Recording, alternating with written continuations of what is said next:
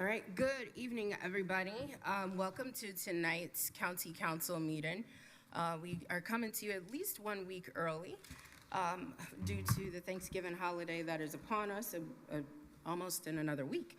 Today is Tuesday, November 18th, 2025, and here present in the Nat U. Hill room, we have Councilors Henry, Iverson, Deckard, Wilt, and Feidel, and I don't see Councilor Hawk, but nonetheless, we have a quorum, so we will go ahead and get started. And so next up is our pledge. So all those that are able to stand, please stand for the reciting of the pledge.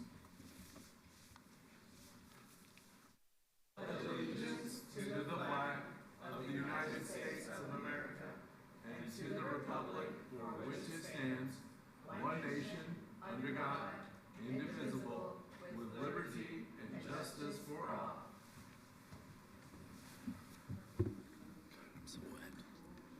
All right, thank you.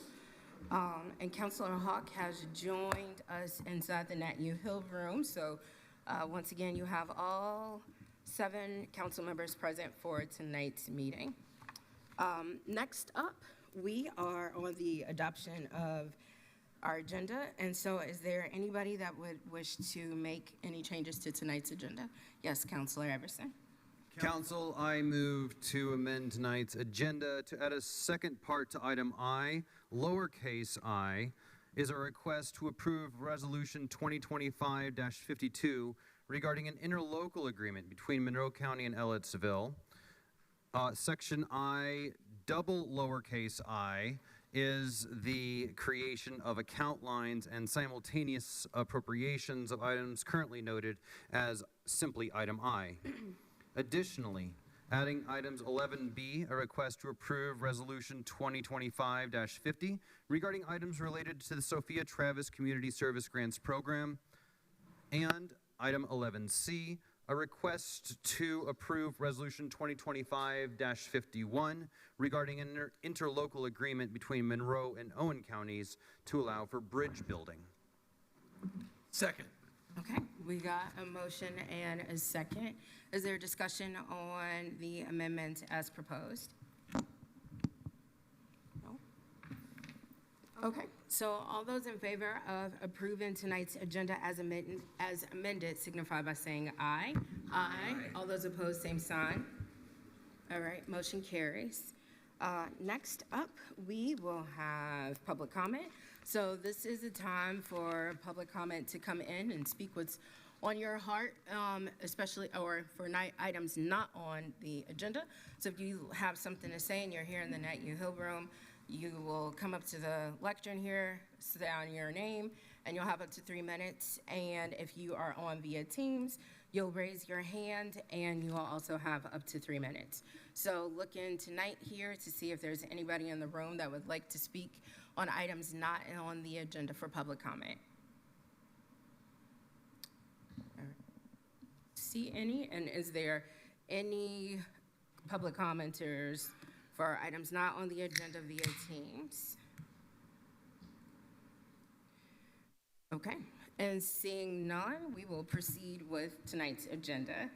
Next up is the department updates, and we got some that are already listed here. So I'm gonna call up Jordan Miller, our Correctional Center's Financial Director, and these are for items that are not on the agenda. Each department that is given a presentation update, you have up to 10 minutes, and then your time is done. So again, these are for items not on the agenda, and we'll have Mr. Miller here, joined by the sheriff as well and the jail commander. Welcome. Before I pass the actual microphone to my colleagues behind me, because I know we have about 10 minutes, I want to say thank you to our liaison.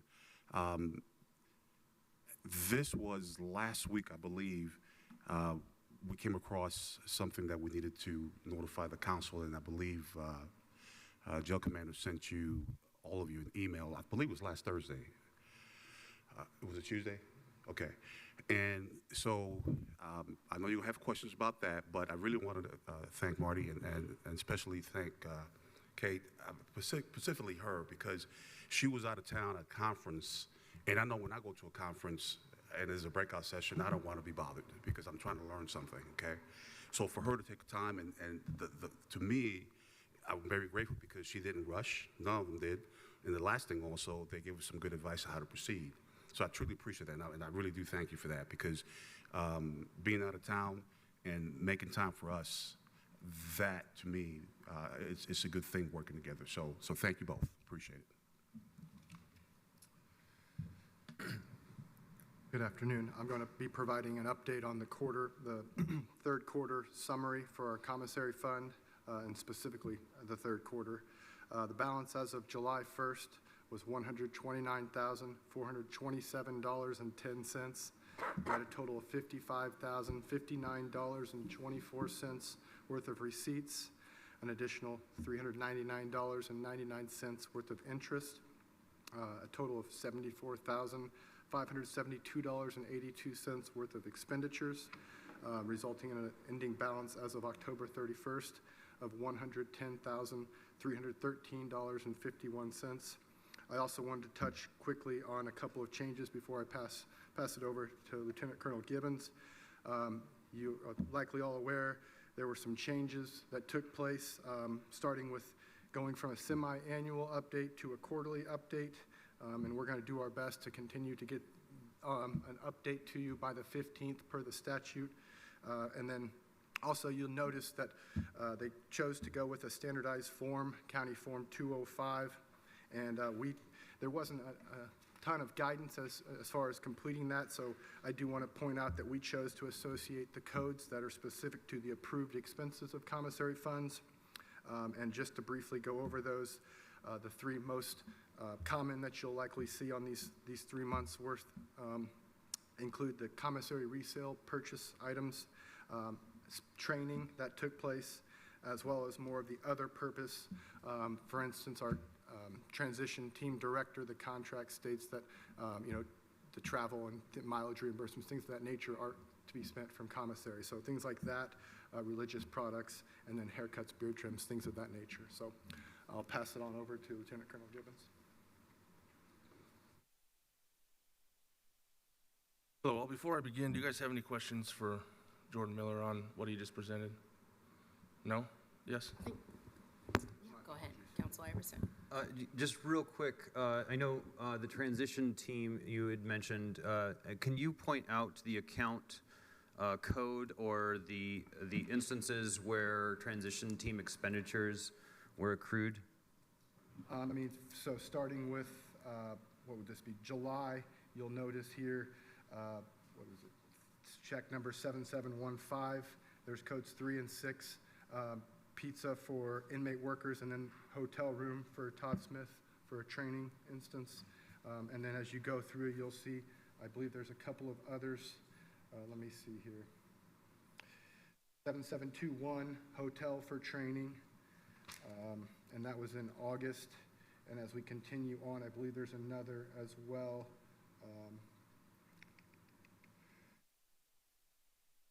Mileage, you'll see check number 7734. We issued payment $1,421.75 in mileage. And again, that's per the contract. Thank you. And I have a further question. There's a line here that using these funds to purchase religious items. Is this something that we've done before? Is this something that the jail typically does for inmates? And could you kind of walk us through what we're using these public dollars for religious items for? I believe there's a statute associated with that. I can't really speak to pre-2023 or the decisions and items that were purchased prior to my arrival.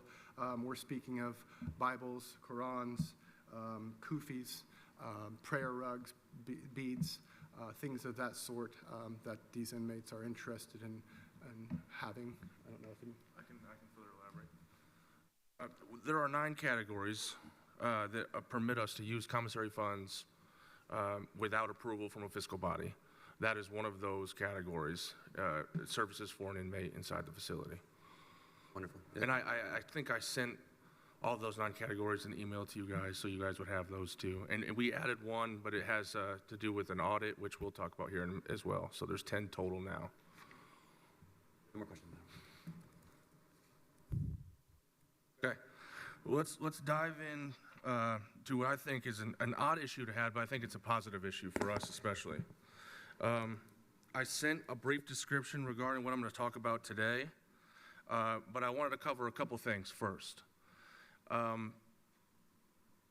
The program that we utilize, and I got this from Kate because she says I was speaking in a language that she didn't completely understand because she doesn't work here. But there is a program that we utilize to manage our financial records. It's called Lockdown. It's easy to get confused in a facility that has lockdowns inside of it. So I understand the need to explain that program, but that program manages all monies inside the facility. Money going in, money going out, cash bonds, everything. It's our financial record keeping database, essentially. CPC, Combined Public Communications, is our commissary company that we are in contract with. That is who we utilize to provide commissary services, video visits, phone, texting services, everything. We moved to them for everything in 2023. Middle to end of 2023, we initiated an in-house commissary. That is something that we are allowed to use in addition to our contract. They permit us to sell items in-house, and then we keep those funds in-house. These are the funds that we utilize, for the most part, our commissary funds, to purchase all the whites, underwears, bras, shirts, recently purchased sweatsuits for everybody.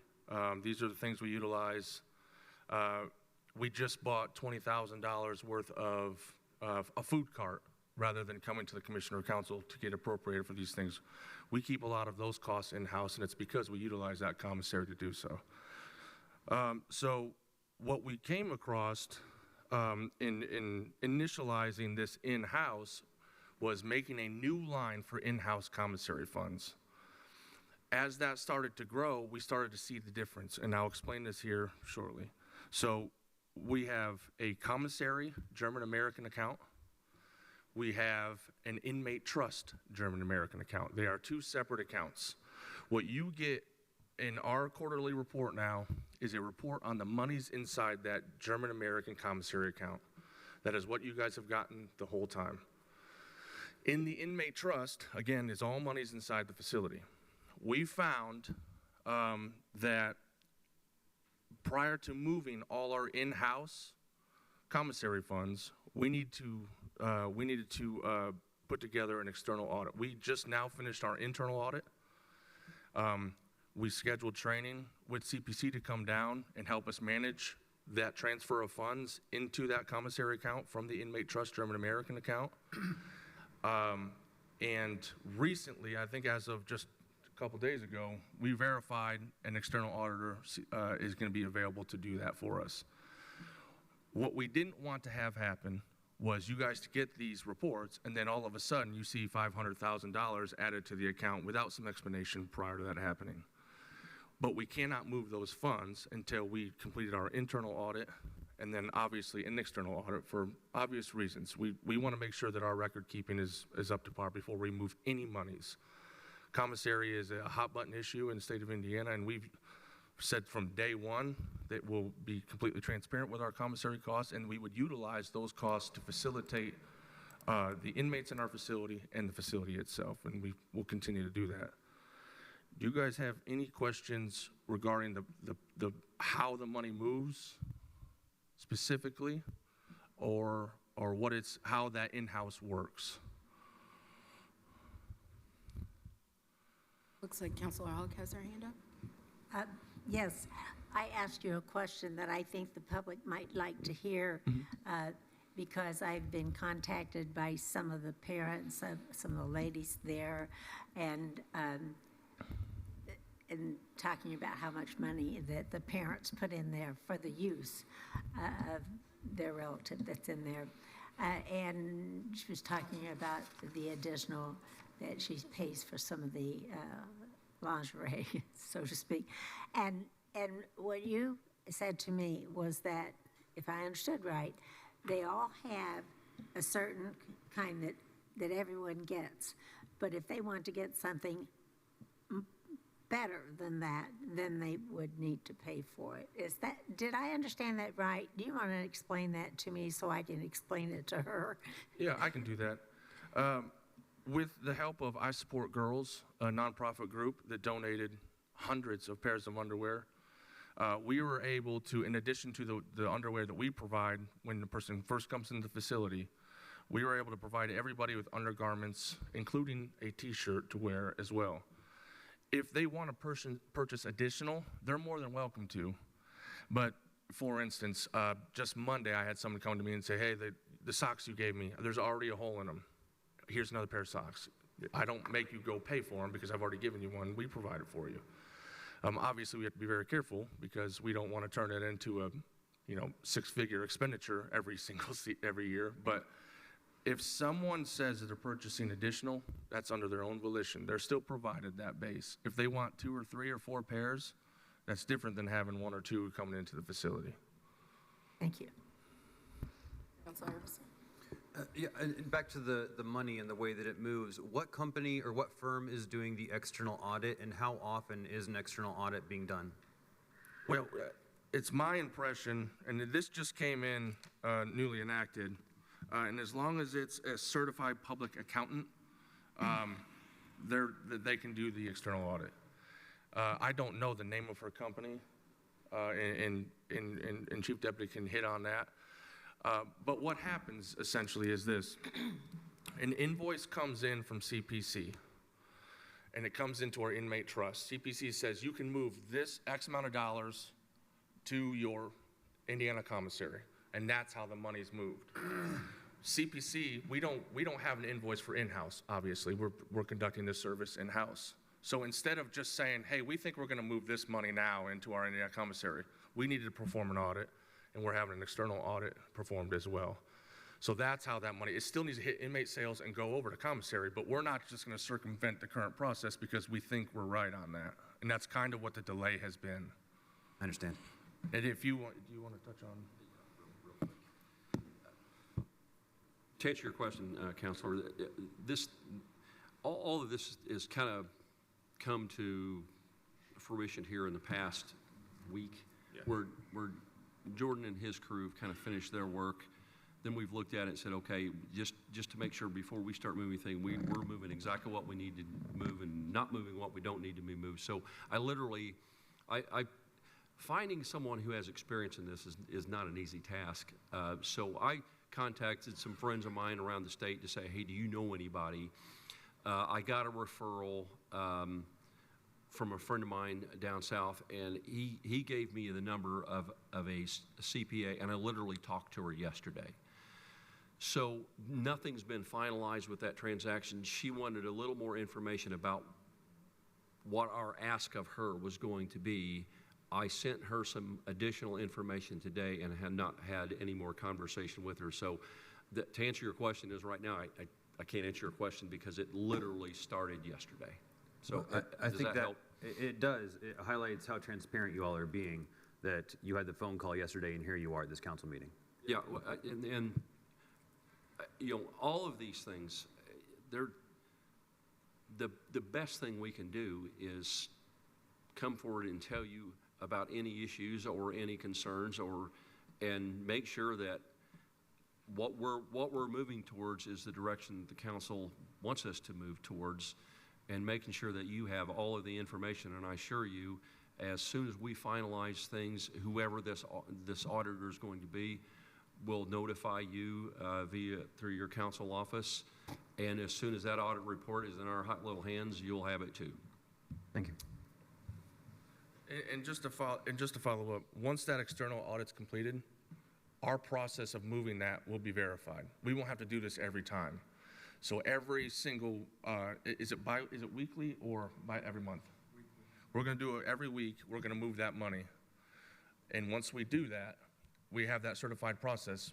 We're not going to have that audit continued. Now, with that being said, State Board of Accounts will audit it when they do that as well, but that's already a regular course of action. I don't want you guys to think we're going to have to do an external audit every time we move money. That was just to ensure that our in-house process that we brought in is correct. Yeah, that's helpful as an annual audit versus how many times you move it. So that was a good clarification. Nothing else? Okay. So if there's nothing else, thank you all very much for giving us that update. We appreciate it. Thank you. And I'm glad to see that both Councilor Wilt and Councilor Hawk are working in tandem with the sheriff and the jail commander as well. So we appreciate that. Thank you. Appreciate that. Okay, excuse me. Are there any other departments that would like to do any department updates for items not on tonight's agenda? No? Okay. I actually thought it might be a good time to kind of bring this up, considering the email that we received yesterday. And I have asked, just briefly before the meeting here, Council, we all received an email yesterday evening from Jeff Cockrell, and it talks about the edit conversation and invites council presence at the December 4th commissioner meeting to discuss solutions. So at this point, I kind of want to look over to Ms. Turner-King and Ms. Gregory for this discussion here, because the way that it reads, to me, it kind of feels like we're being, well, kind of, it is, we're being asked to come to their meeting on December 4th, and this is the conversation of the edit plan, where basically, I'll just read it for the record here. Dear County Council, I have been asked to alert you to an issue with the edit and to invite the council's presence at the December 4th commissioner meeting to discuss solutions. The county's current edit plan is attached. As you may note, that plan is set to expire at the end of this year.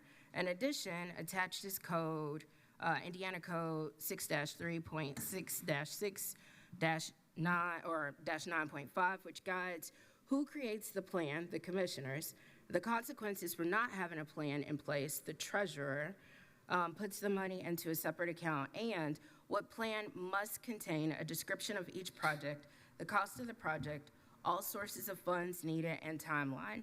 The plan must encompass at least 2 years and must incorporate project cost of at least 75% of the expected revenue. Given the council's retraction of the support for the Justice Center plan, maybe I'll just say North Park, and simultaneously the council's budget for 2026, which incorporates edit funding, we do not have an edit plan that meets all the required criteria. Even if we consider a plan to incorporate the $4.667 million appropriated in edit for county operations in 26, it would not meet the requirement to develop a plan which accounts for 75% of expected revenue in edit. The state statute does not address expenditures made outside of the plan.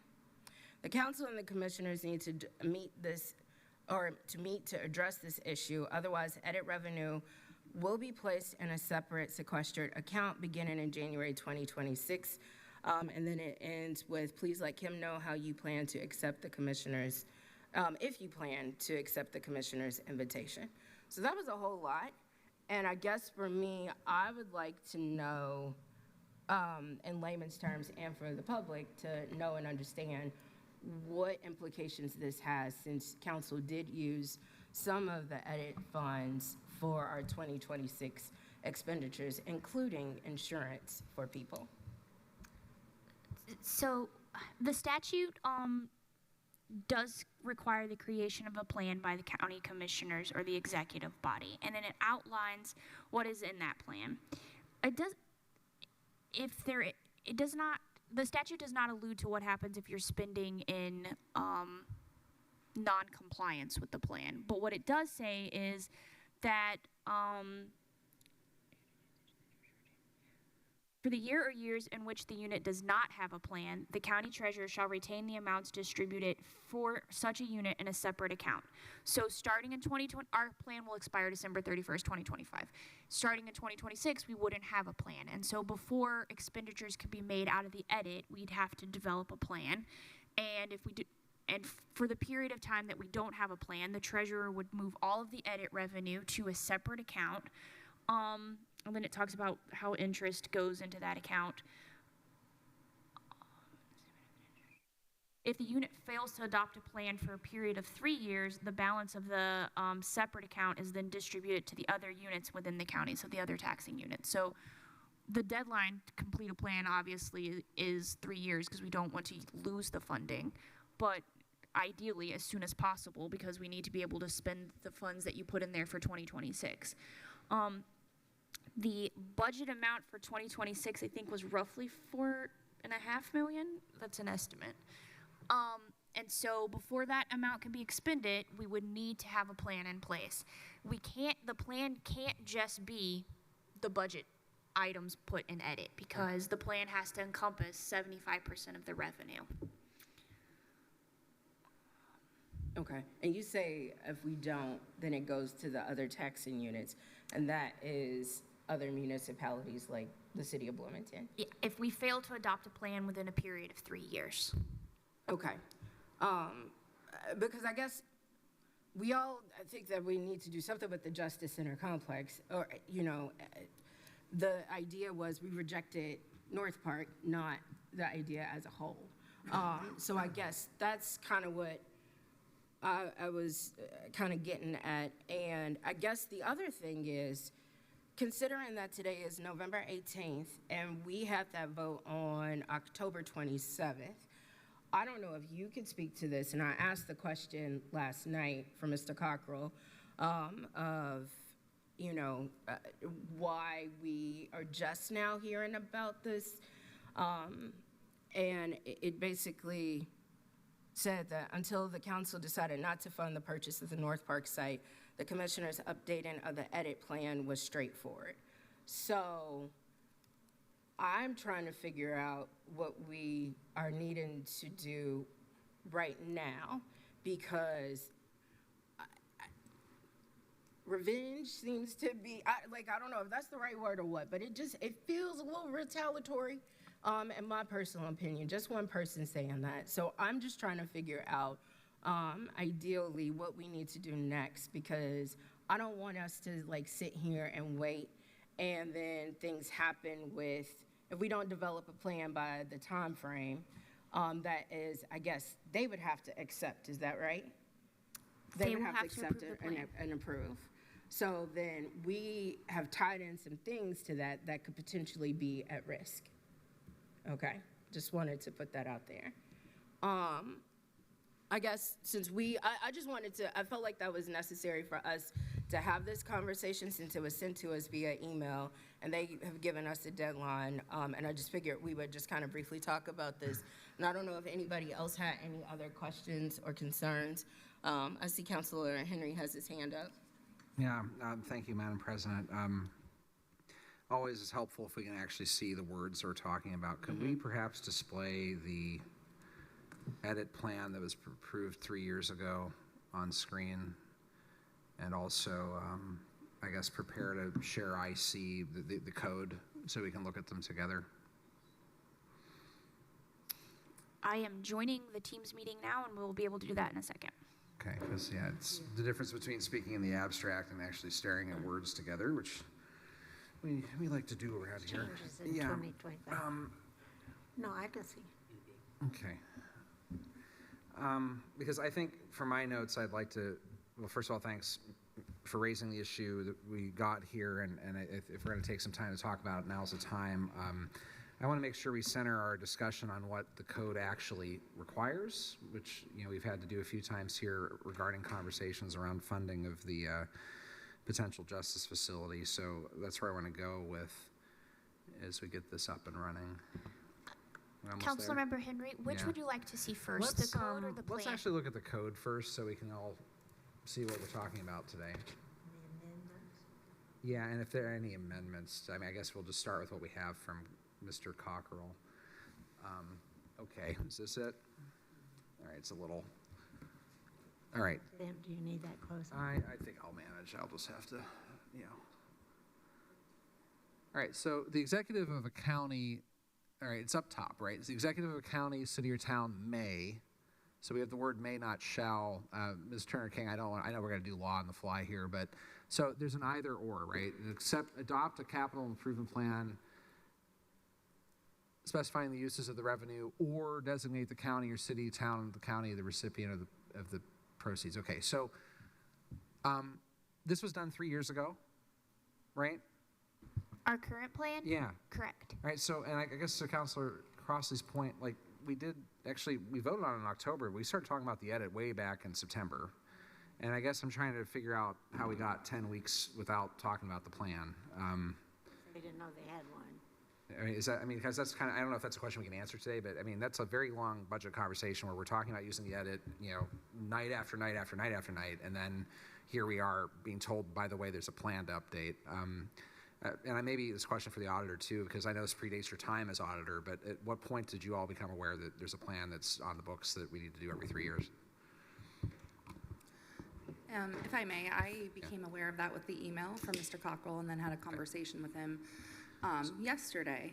And the indication is, I guess, essentially just what the email said, is it wasn't a problem until recently, So, and then I guess we covered some of the finer points this evening, Ms. Turner King, that if there seems to be some ambiguity that yes, we lawfully, or like we did budget according to code what we could use with the edit, right? Because we reviewed all the possibilities there while we were budgeting. Correct. Okay, so like that's okay. The issue is that the plan doesn't reflect the way the council has decided to exercise its authority over the budget and use those proceeds. Is that? The plan would have to include the allowance of the 2026 edit budgetary expenditures. And there's no right now issue with non-compliance. There's ambiguity in the law if we don't comply with it right now.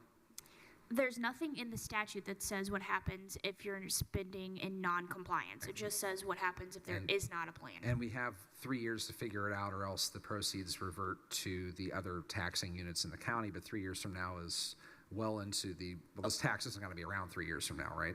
Well, in 3 years it reverts to the other county, but until you have a plan, the funds are put in a separate account. Okay. All right. Can we look at the actual plan then? Because I think that's where maybe the rub is about. We have a plan that maybe it's just a technical fix that we need to update the plan with what we're doing with the money now, rather than what was thought about 3 years ago. What does the plan say right now, so we can take a peek together? And I'm sorry to take this much time, Madam President. I feel like we got to do it. Extremely important.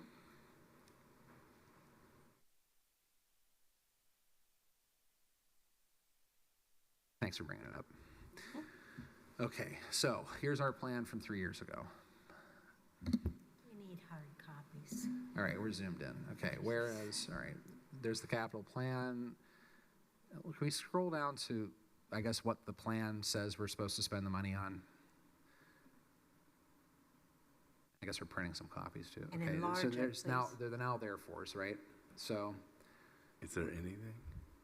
okay, so Well, it's in Exhibit A, so I'm scrolling down to okay, so we Exhibit got an A. exhibit. Okay, great.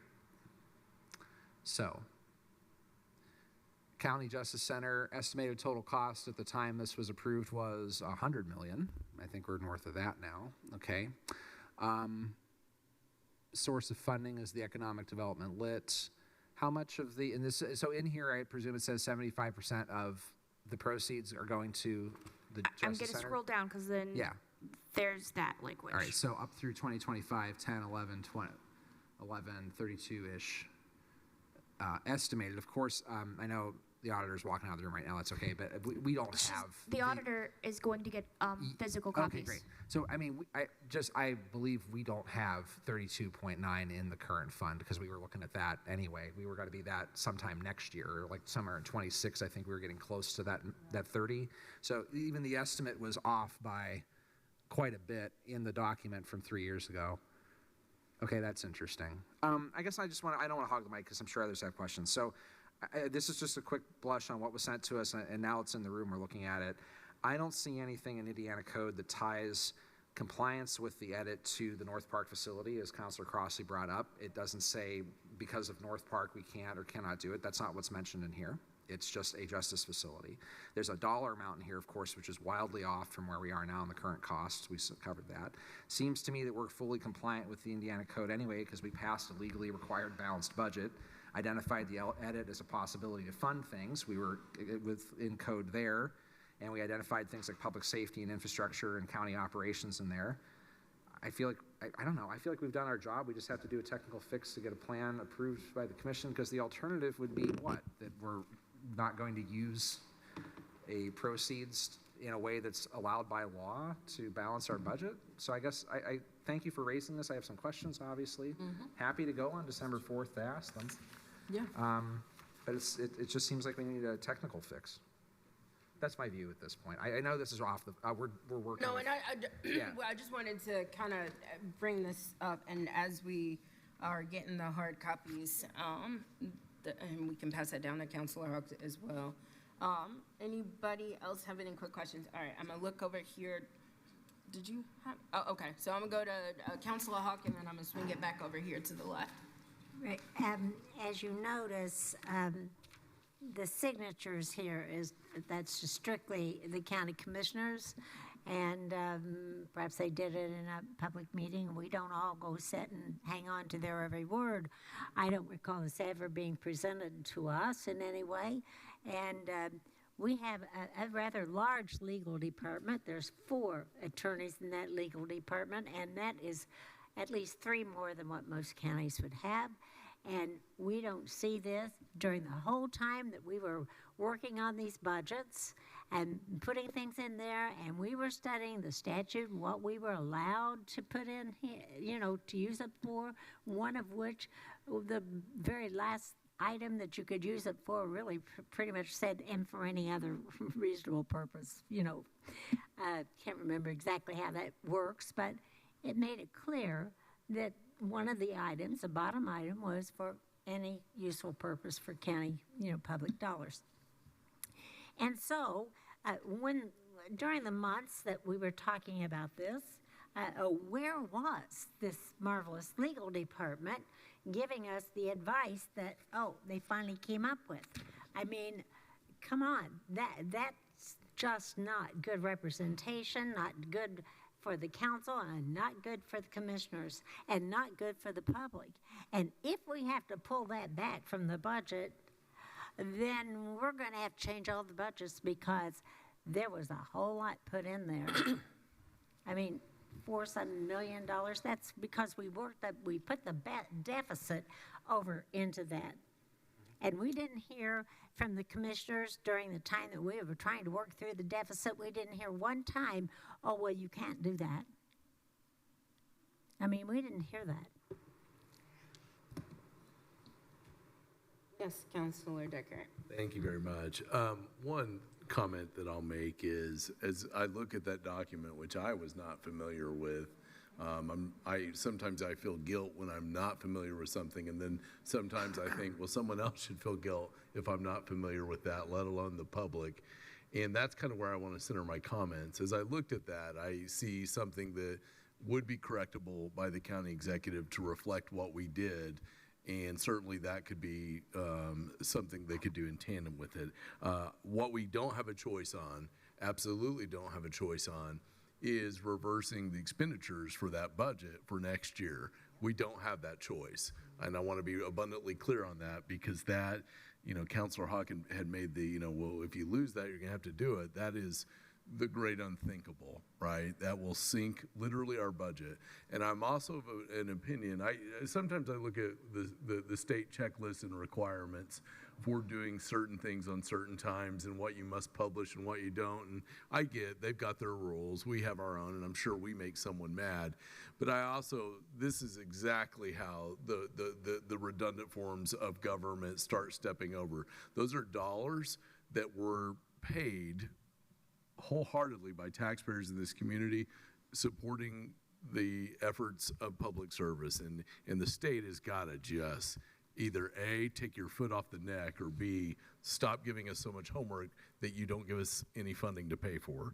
The other thing I'll say is any discussion on jail items, to me, any discussion on jail items, that should be done in an evening meeting where the public can come and weigh in. And I don't mean to say that as a criticism of anybody, but clearly now that has risen to an issue of care. Us adopting our minutes, you could do that at 6 a.m. and no one cares. But that the jail, that gets to that kind of point. And I just think that the county-wide, and we can only control our body while we're here, but I think county-wide, each body that considers jail things should do it publicly. We saw a very prime example tonight where a very heart-filled, caring jail administration who's always looking at different things for their folks, and the folks include the residents of that facility. They came in here and in a public, transparent way said, hey, here's what you're seeing here, and if you get any questions, let me know. I worked with liaisons, and I think that there's a lesson there for all of us. Last thing I'll just say is I'm in a more growing way getting really concerned about the county's use of project management by legal department. These are talented, super individuals that we have, but they are attorneys for chasing down legal issues. And I think for some of these big projects that are once in an every couple generation things that we're going to have to look at a more project manager driven thing, whether it's the spending on bonds that we've talked about, whether it's the getting all this from the county end on the jail. We do have consultants that assist us with this, but internally, there's a lot of things. I mean, the discussion on North Park, I always hate discussions that get delayed so long that it causes unnecessary public woe. The discussion on North Park truly extended into one complete year since this body adopted the corrections tax. I'm not blaming anyone for that, but I think things that dutifully kind of push people towards their uncomfortable spots, particularly negotiating between multiple county bodies. So those are just some thoughts on this. I don't know if we could ever get traction on it, but I think that some of this leadership gets us past some of these unnecessary stapler fights and gets us to the things of substance where we're actually saying, okay, public, here, this is this thing, weigh in, et cetera. Okay, I'll be quiet. Yes, Councilor Wiltz. Thank you.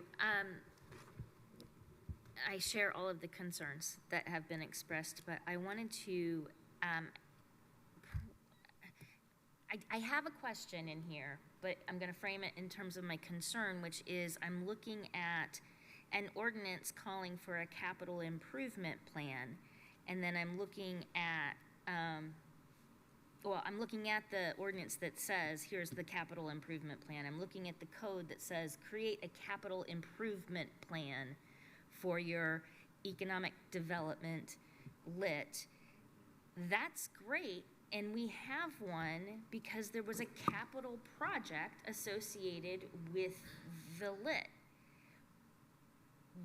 Are the uses that we budgeted for 2026, in addition to being less than 75%, they're not capital, I don't think. I don't remember every single, but correct me if I'm wrong, we didn't put any capital projects into our 2026 budget for the lit. We still have a plan to build a justice center, and that's the capital project associated with this tax. With adjustments of the inaccuracies that are in the current plan, such as the estimated costs and estimated revenues, what is it that has to be changed? I first answer the question. The auditor confirmed there are no capital projects within the 2026 budget. I think the question is not what needs to be changed, but what's included in the plan now. Because the plan is expiring, we obviously have to adopt a new plan, and it's going to include the 2026 budgetary expenses and what? Well, why would it need to include the 2026 budget expenses when this is a longer term plan? It's intended to be at least 2 years. What we put in for the budget for 1 year could be a line, I guess, it's already in here. It says we're using, I think it's in the whereases, I can't find it, that we can use it for any other permitted use is in the ordinance. That's any other permitted use. The plan is focused on the capital project, which still is a goal, which is what a plan is about. to me, I don't see why it needs to change. I don't see how any of this is a problem. We still are planning to construct a justice center of some sort somewhere. God help us. But, and that's what's written in here. And that's what the majority of the revenue could be used for. So I just don't see why there's a conflict.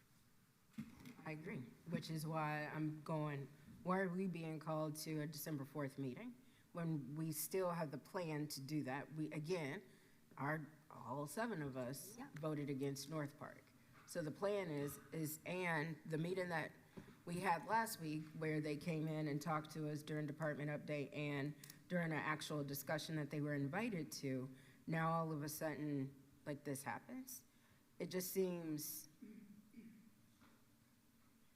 a little sus. Yes. I had a question following up on Councilor Wiltz's really good observation here. So how much of the lit did we use in the budget again? It was like what was it? 4,667,719. What's the current lit balance, lit balance? I mean, my guess is that we didn't use 75%, right? We used a slice. So to the Councilor Wiltz's point, the plan still exists because we didn't use more than 25% of what is there. Now I know that's pretty close math, but I'm pretty sure we're about right. So I agree with all of that. Yeah, I mean, the plan can go forward as is, revised by the commissioners to talk about the primary focus being the Justice Center. We took a under 25% piece for purposes of budget. Does that make sense? Yeah, Auditor Gregory, what does it say? Yeah, current cash balance is $22,501,043. Yeah, we're under 25%. Okay. I know we're already. I would just say, just my last thought on this is that we have a de facto reality of how we're using this fund right now. It sounds like the plan that we need to adopt moving forward, the commissioners need to adopt, just puts it into de jure or to law, right? It just brings it into compliance with what we're actually doing, and it turns out we're not actually doing anything out of compliance with the plan then. So I agree with Council President that maybe the December 4th meeting might not necessarily be necessary. Yes, and I know we got to move on because we got to jump back into the our agenda, but I'll give Ms. Turner King a response. I think the budgetary expenses do need to be added to the plan because it says adopt a capital improvement plan specifying the uses of the additional revenue. It doesn't say specifically revenue uses for the capital improvement plan. So I think you do have to add the budgetary expenses. And the statute requires a timeline for planning, development, and construction of the capital project to be included in the plan. And I think that's the conversation piece. What is the timeline? If you look at our current plan, for example, it says property purchase in 2022, construction to be completed in December of 2025. I think some of the conversation that needs to maybe occur to update this plan is, what's that timeline? Yeah. Just update the numbers. It's not happened the way it was planned. I think that's okay. I mean, not ideal. So change the numbers to ones that the commissioners who have to sign this feel like are more realistic, given that we don't have a property purchased. And if you feel, I mean, I see your point. I've seen capital improvement plans before. It's different. I don't know why it is confusing to me as well that they are calling it a capital improvement plan, but they want whatever other expenses in it. That's weird. But if they want to say something to the effect of the other expenses are our insurance or whatever else we put in there, they can do that. But again, I think that's like a blip. That's for 1 year, the way we went, determined to do something that could change next go round. And I think that's our prerogative.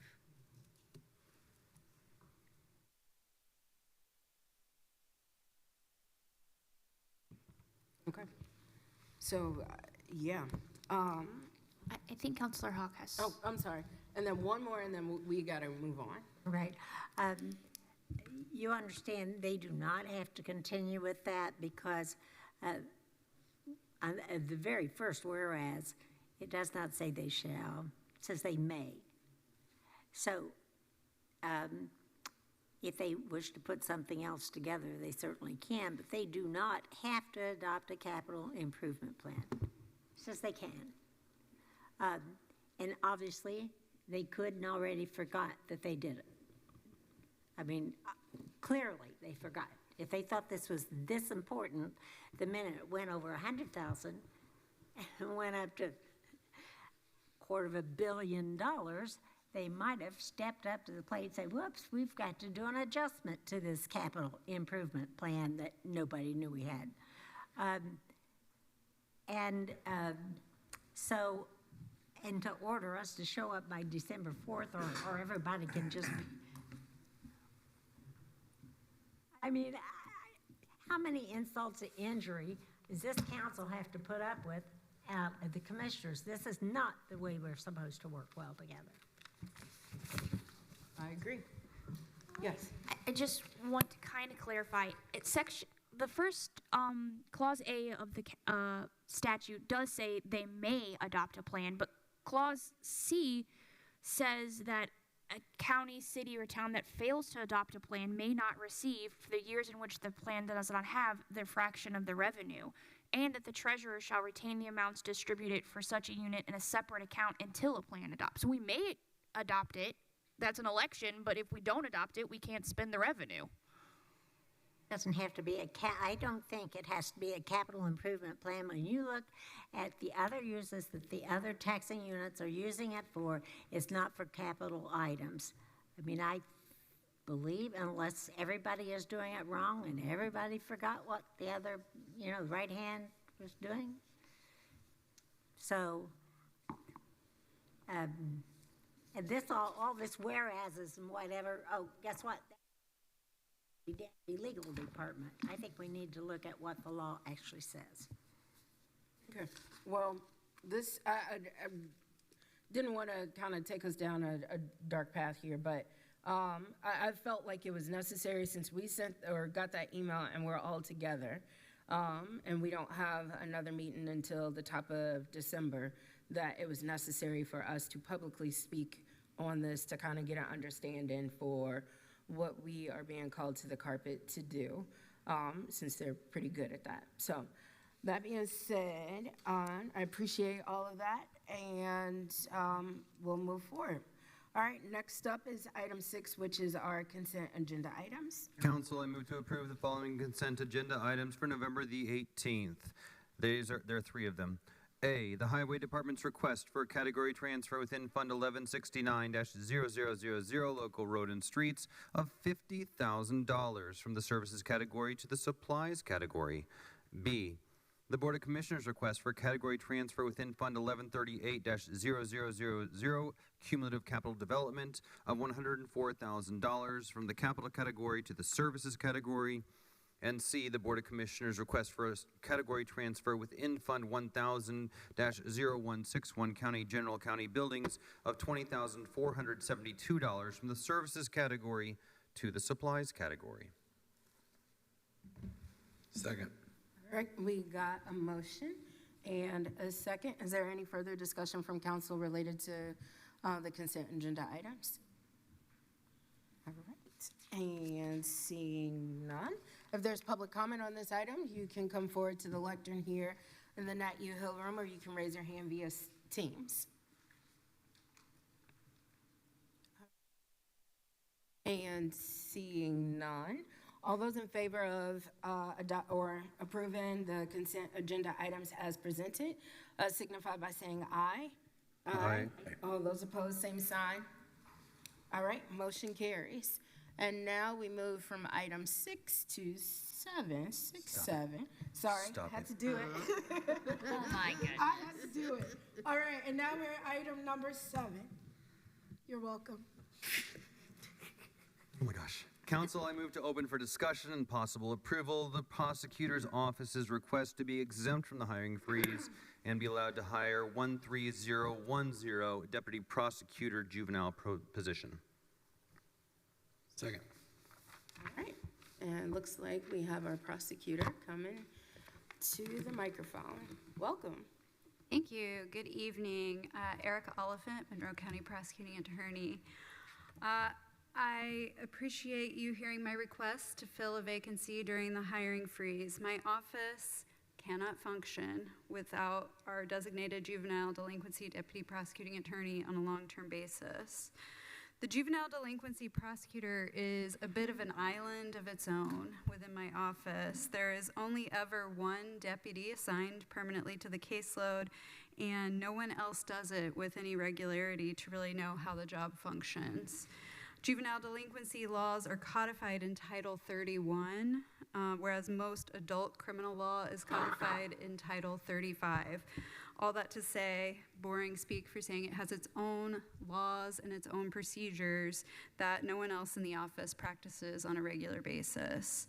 The juvenile docket is also in Division 7, which is the Honorable Judge Holly Harvey's court, whereas all adult crimes are prosecuted in Divisions 2, 3, 5, and 9. So it's in a separate court from all the other proceedings we deal with.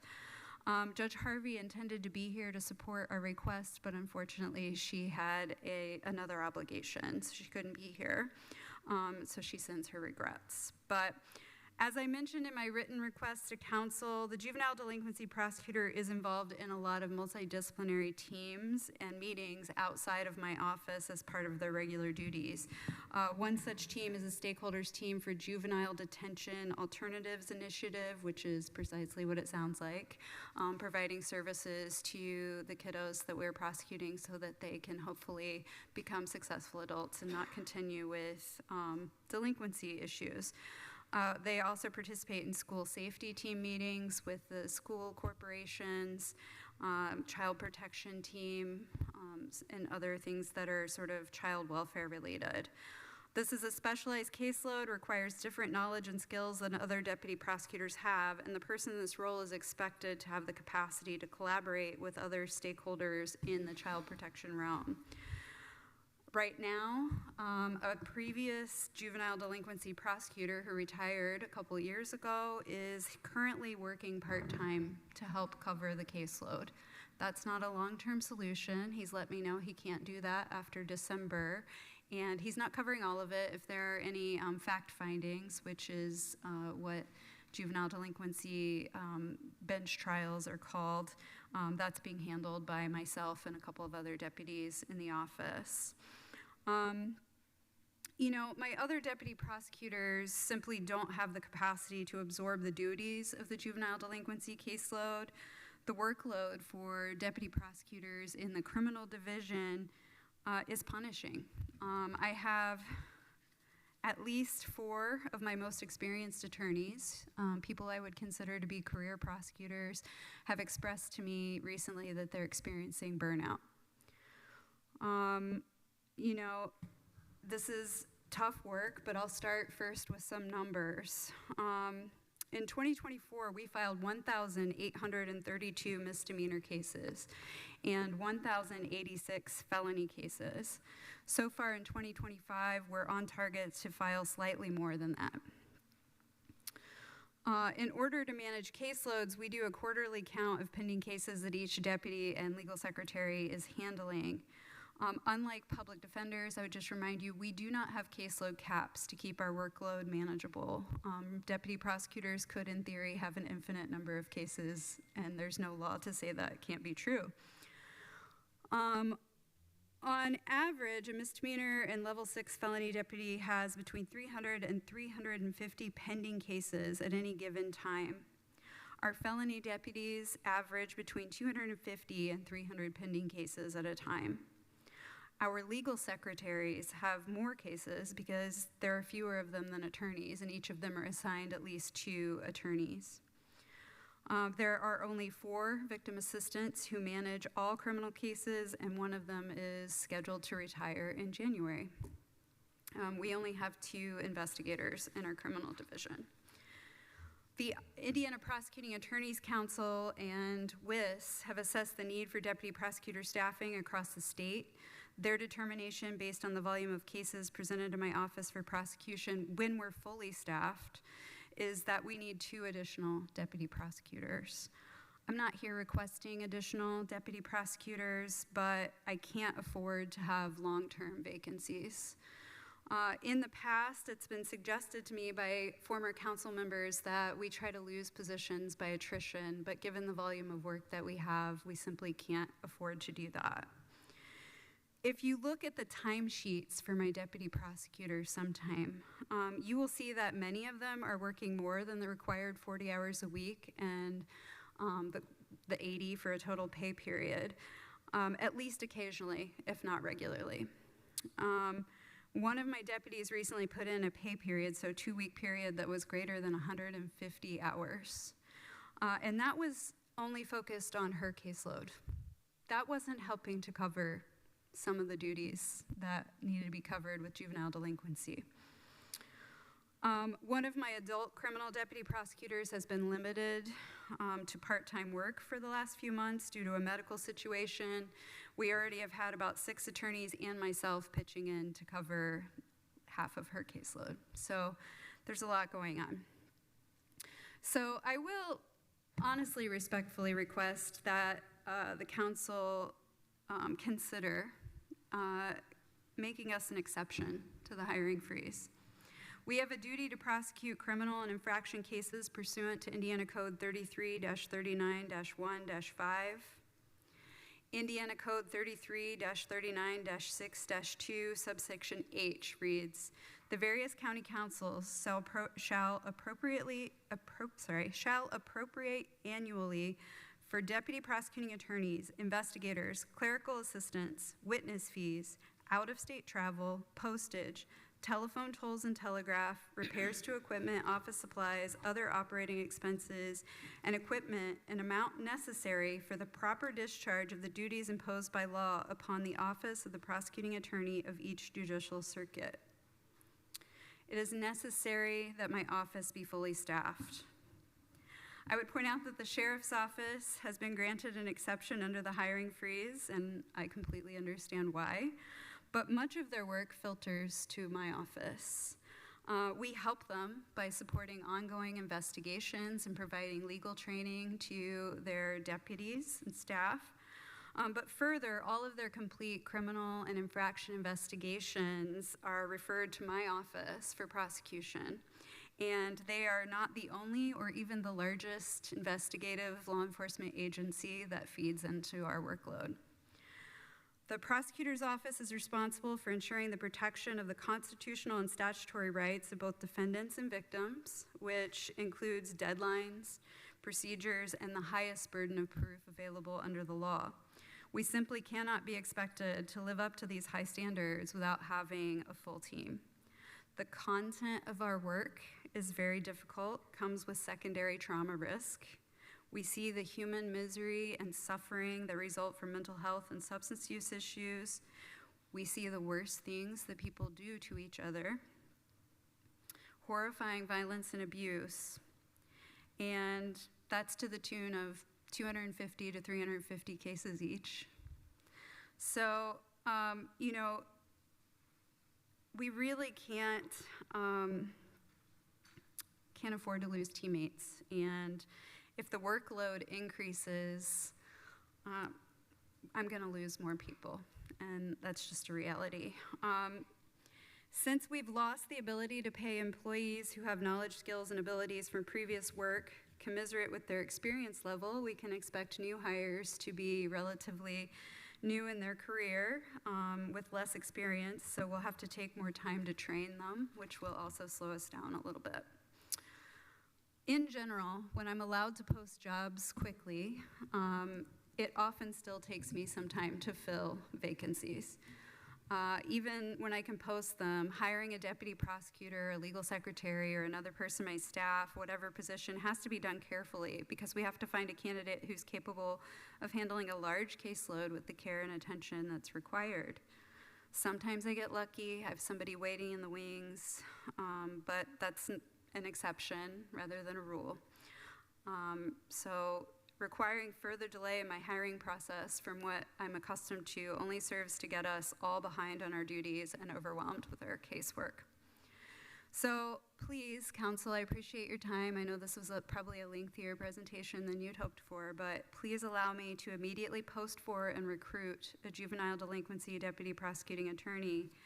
And I would ask that you please give consideration to creating an exception to the hiring freeze for my office. I would just let you know I do anticipate losing another deputy prosecutor. I have one whose last day is November 28th. As I said, have a victim assistant getting ready to retire, and I have at least one legal secretary who's considering a job that pays more out of county. So I do anticipate some vacancies in the near future. Thank you for your time. Thank you. All right. Does anybody have any questions for the prosecutor related to this particular item? Looking to my left. Yes, Councilor Wiltz. How many positions are in your office? Do you want to know attorneys or do you want to know total? I would like to know both if you have those. Okay, so I have a total of 18 deputy prosecutors. There are 4 who do child support enforcement and are part of the incentive program for 4D enforcement. The remaining are in the criminal division. And that includes Jeff Kerr, who is a state paid, my chief deputy is state paid. And then total? Total staff is roughly 50 people. 16 of those are in the child support division. Yes, Councilor Henry. Thank you, and I appreciate the detail. As I think as we get into the end of this budget year, fiscal year, and next year, these questions get harder with the revenue that we're facing in the county. So forgive me, I have just a few specific questions. You said the 2024 caseload was 1,832? That's misdemeanors only. Oh, misdemeanors only. And so, and that's divided among 18 deputy prosecutors? So no, that Okay. is, I have 4 deputy prosecutors who handle misdemeanor and level 6 felonies. So there's the 4 deputies covering the 1,800 in that case? Correct. Okay. You mentioned that you had, the position covers things outside of legal procedure like multi-jurisdictional meetings, school safety, welfare preventatives. Do those all require a person with a JD to attend those kind of extra meetings, or what, could others attend those meetings? You have someone covering part-time right now, but I presume they're not going to all those meetings, right? No, a lot of those meetings are attended by myself or my chief deputy now that we have a vacancy. To answer your question, it does need to be an attorney, because a lot of the questions that are presented at these are legal questions fundamentally.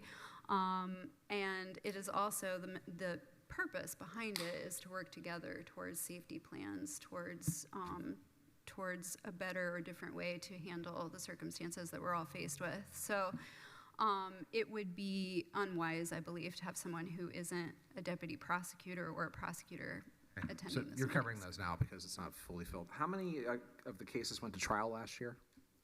I think we had, I wrote this down somewhere, I think we had between 7 and 9 jury trials last year. That doesn't count the juvenile delinquency bench trials. I don't have that number at my I'm hand. still new here. I'm still learning some things 10 months in. But how does all of that play into the weighted course load in the county that's, according to the state, a little underutilized at 0.77? We're like 70th of the state for how the courts are hearing things. Like, I just help me understand how the courts seem to be underutilized in that way, but there's a lot of work over here. Can you help me understand that? I do think that the underutilization was primarily in the civil docket, Okay. not in the criminal docket. That said, I do think we could probably resolve some cases quicker in the criminal division. But it is a high volume, and so sometimes it is challenging to get them done quickly. Thanks. I appreciate all that. Thank you. All right, any other questions over here? All right, seeing none. If there's public comment on this particular item, you can use the raise hand function on Teams, or you can come to the lectern here in the Nat U Hill room, and you'll have up to 3 minutes. All right, and seeing none, may we please have a roll call vote? The motion as read was I move to open for discussion and possible approval the prosecutor's office request to be exempt from the hiring freeze and be allowed to hire the 13010 deputy prosecutor juvenile position. You're welcome. We're voting to approve. Both. hold on, legal's giving us a look. I'm just waiting to do a roll call. Yes, the way that I understand the motion is that we are voting both to exempt from hiring freeze and to give permission to hire the deputy prosecutor juvenile position. Is that a change from what was in the packet on the agenda? It just says, request approval to fill a vacancy during the hiring freeze. I don't see the other language in the printed copy I have. I know she talked about it, but I don't know that it's on the packet. That's a good point. I'm looking at the packet, and I also do not see the request to be exempt from the hiring freeze. Could we separate the question? I move to do that. Can I clarify? Yes. I think the motion is to exempt that specific position from the hiring freeze and not like a blanket exemption, which is what Ms. Oliphant was asking for consideration on. The motion is specific to the juvenile deputy position. Okay. I'm sorry. I just want to get this right. Can you just maybe boil that down to a sentence that I can understand? It would be allowing the prosecutor's office to specifically hire a juvenile deputy prosecutor. So that's it, right? Thank you. And perhaps it would be more efficient if there is a motion to clarify to that effect. Madam Chair, I want to clarify that the prosecutor's request notwithstanding, that this motion is simply to allow the deputy prosecuting attorney for juvenile to be filled. Second that. I don't know. Second. Yeah. Second. Consent. So, okay, so we got a clarification, and now we are on a roll call vote. Counselor Deckard. Yes. Counselor Feidel. Yes. Counselor Hawk. No. Counselor Henry. Yes. Counselor Wiltz. Yes. Counselor Iverson. No. Counselor Crossley. Yes. Motion passes 5-2. All right. And next up on our agenda is item B from the planning department. If I may, before yeah. Mr. Iverson makes the motion, you're going to have the same language issue with the motion that you just had. So perhaps to simplify it, it should just be open for discussion and approve this specific position request. All right, council, I move to open for discussion and approval of the planning department's request to hire the position 14006, Planner 2. Second. And welcome. Hello. Hello, good evening.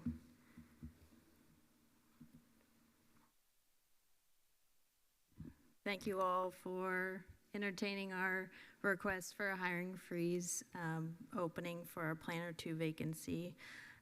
I know that you all have a very, very challenging job.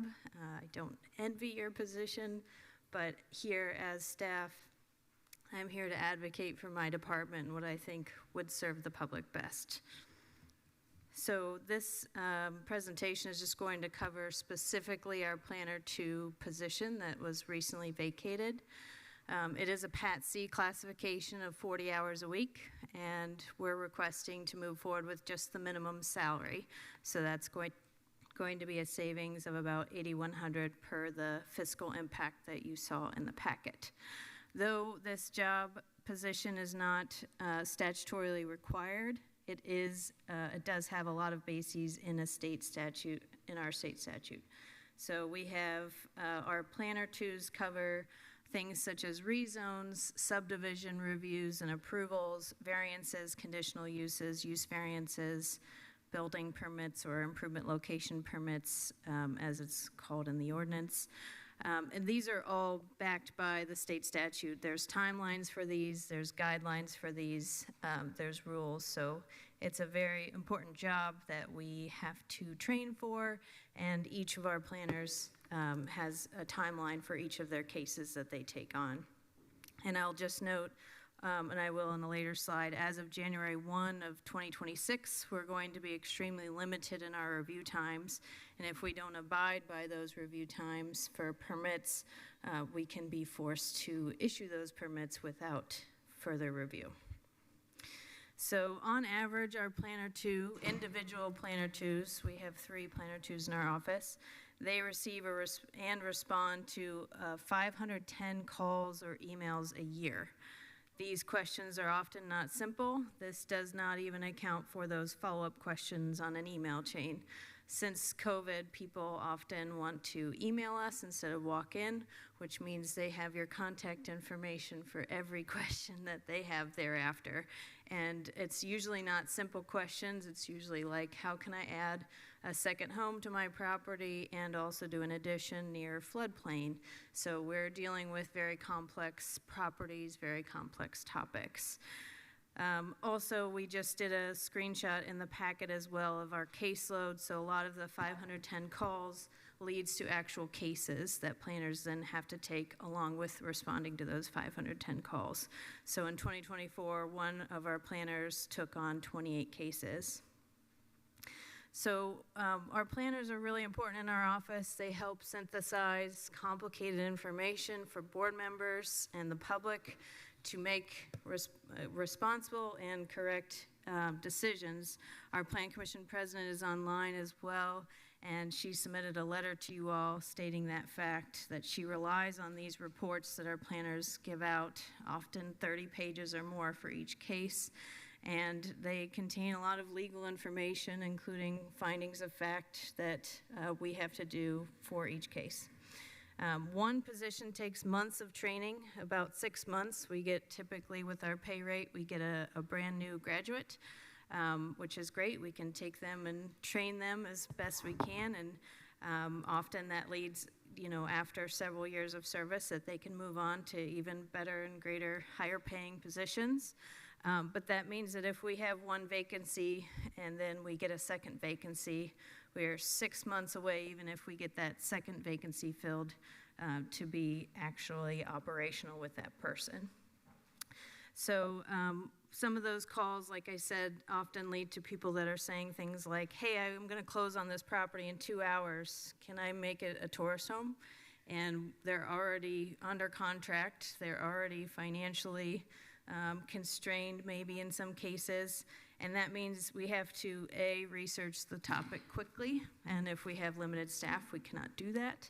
It also means that those planners are often in a position where they have to share sometimes bad information, or not bad information, bad news to people that are in a bind because they may not have done their due diligence and now are in a situation that they are having difficulty getting out of. So this can lead to burnout, as Ms. Oliphant mentioned in the previous request. So we do help people Monday through Friday, 8 a.m. to 4 p.m. with their questions. We also help people with their building plans. We do that for free over the desk, which is extremely helpful. There have been just 2 state statute changes just this year that have been extremely impactful to my office. The first one I mentioned, effective January 1, House Bill 1005. For residential construction, we have 3 days to review it for a complete application, and then 7 days from the time it's complete to issue the permit. If we do not do that, someone can force us to issue the permit. As I said, some of the land that we have left these days often have constraints that are difficult to administer the code for, including floodplain, including sinkholes or karst features. They also may have limited area for buildings, things like that. House Bill 1037 was passed and then retroactively became effective May 1, 2025, and it took back some of the responsibility from stormwater over back to planning for logging and some grading. So even though the county development ordinance and the stormwater ordinance tried to equalize some of that, we ended up with it back because of the state. And there's various bills all the time, as you all know, that then force us to do text amendments. Our planners have to be well trained on that new language. We also have to do those text amendments, and they take quite a bit of time. Here's just an example agenda from 2 weeks ago. The meeting lasted till 11:30 p.m. We got through all of the cases, but I just want to give one example of a case that our Planner 2 was able to put together in an easily readable or understandable format for the public and for the board to easily vote on. So they take images such as the prior state of the building and then put that adjacent to what the building looks like now. So we do site visits. We also take surveyors' information and we review that and then try to color code it for the public to see actually what is the issue. It's a setback issue, and how close is it? It's 1 foot, and it's supposed to be 10 feet. So this is the type of thing that we do on a daily basis, and it takes time and skill and also training. I also noted in the packet our full track changes of our fee schedule. As of December 1, the Plan Commission has approved a pretty dramatic increase in all of our fees. So we are anticipating taking more fees for the work that we're doing. That's commensurate with the 2026 council-approved grid. And I do want to take a moment to say I do appreciate your keeping up with COLA. It has created, for me, a better status of longevity for my employees. Everyone is at the 3-year mark or more. So what does a vacancy mean for my department? It will mean that we have fewer staff spreading the work. Slower response times, which we hope to avoid, but sometimes are unavoidable when you have limited staff. And it also puts us at risk for those aforementioned statutory timelines. We also have the possibility of burnout currently with the vacancy that we have with that planner of the day schedule, Monday through Friday, 8 a.m. to 4. You have one less person working 3 times per week for those. So you're just spreading it out to the remaining staff, and it's a lot of work. So we appreciate the remaining staff, and we want to make sure that we can fill those positions over time. The people that are left are going to accrue more comp time.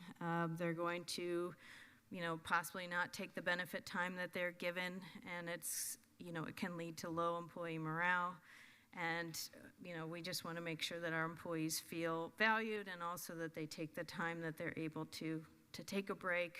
We see errors when people don't take breaks over time. They get tired. They need to be able to not have to come in at 8 a.m. when a meeting goes until 11:30 the night before. Our public requests for information, they expect timely and accurate responses, and also other departments rely on our planners to answer questions. We get questions about what's the right-of-way in this area. We get questions on, do you have the detention information from an old plan set in the archives? Can you go look at that? We have requirements to update the corporate boundary layers and GIS, and also the zoning map is very important for people. A lot of different departments rely on that, even just to tell what the county jurisdiction lines are.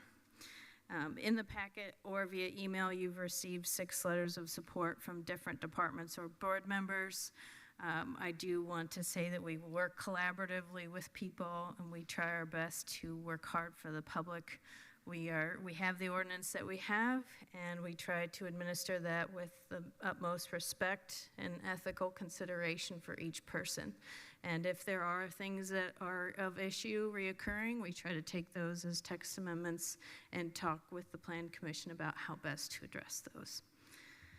So with that, I can take any questions. Thank you, Ms. Jellin, for that. Looking over here to my right to see if council members have any questions. Yes, Councilor Henry. Thank you, Madam President. Thank you, Jackie, for coming in on this. I'm the council's representative on Plan Commission. I would echo a lot of what was been shared here. It's remarkable to see how this staff works so well with the public and our vendors that are building in the community. It's not the the fault of the department for why we see continuances and behaviors in the community when it comes to development. It's really the Plan Commission itself, and not the staff that supports us so well and professionally as we execute on the county development ordinance and getting things through here. I think you've painted a pretty good picture that it's not so much the staffing that we have, but the demands of the state on your office now with these turnaround times that it really put us in a place where if we don't have the staff doing the work, we may be issuing permitting for places in the county because we have to, not because we've done the due diligence. And so yeah, I hear the value in this here. And I also appreciate the effort to come in at entry. You know, the 8,100 savings should get our attention as opposed to trying to bring someone in at a mid or somewhere comparable, but that bring somebody in at the base, and of course working to train people up as you bring in people in the community. Just one more time, how many staff right now doing planning work at the Planner 2? You said you had 4? So we have 4 planners. 4 planners. One of them is a senior planner, Right. and then we have 3 Planner 2s. Okay. And how many parcels in the county do we have to cover? Well, when we do the export to work on our permitting software, right now it's 62,000 lines of data, but it's quite a few. Thanks, appreciate it. Yes, Councilor Hawk. As you know, I appreciate when I call with a question and people are so respectful and help me to find my answer, and I appreciate it. And I appreciate the fact that if you don't have this extra person put back in there, that many things are going to go awry. That's going to be true with all of the departments. And this is tough, because if we don't fix this, somebody said, well, how much money do you need to save before you get it fixed? Well, all you have to do is look at that 4 million something that we put over in economic development and the million something we put over in the jail, and that's how much we spent more than what we're bringing in. And the only way to fix it is we've got to see a reduction in the expenses. And so as much as I want to support the departments, that it has to be a no for me. I don't see any way around it. But, I'm gonna look over here to my right, or my left, my other right. My true left over here, and see if anybody has any questions. Yeah. I just had a quick follow-up, and I appreciate that you brought up the fact that we had a major change in fees. Could you just remind folks where the fees go? And secondly, just to help maybe the public understand for the first time that outside of Plan Commission, they've seen this fee schedule, which is, will double, in a lot of cases. But could you just clarify that revenue generation for everybody? Absolutely. So all of our fees are put into the general fund, and they are increasing quite dramatically in many areas. And the way that we calculated these updated fees was that we took the county council approved grids for 2026, and we really went through thoroughly post the county development ordinance to assess how much time each of these cases take once filed. So we're not counting the upfront time of talking to the person, explaining the process, explaining that they need this process. We're talking about, okay, they filed. Now we need to do the public notice. We need to go to the public meetings. We need to put together a staff report, do site visits. How much time do each of those things take? And when we looked back, we had not really assessed that fully since 2012, which we kept saying that we would do that as a plan commission and as staff, but we kept putting it off because of the county development ordinance's delay in getting adopted. So that is the timing. 2012 was the last time we did the comprehensive plan. Then we did not have the new county development ordinance till 2024. So that is why that has taken so long and the jump is so large. All right, if there is any public comment on this item, you can come forward to the lectern here in the Night U Hill Room, or you can raise your hand via Teams. And seeing none, may we please have a roll call vote? Oh, sorry, looks like we just had a hand raised. So if you are able to unmute, state your name for the record, and you have up to 3 minutes. Uh, Good evening, colleagues. This is Margaret Clements, and I have been involved as a citizen appointee to the Plan Commission and the Board of Zoning Appeals and other boards and commissions since for about 7 or 8 years. And I just can't tell you how proud I am of the planning department. And part of the reason that I have that pride is both as a taxpayer and as the president of the Plan Commission in terms of their professionalism, their commitment to duty, and also their objective to protect the property and treasure of our fellow community members and of our tax-paying residents. They do a wonderful job. They're overburdened. I think that that overburdening will continue into the future, and we really need to protect the professionalism of our department.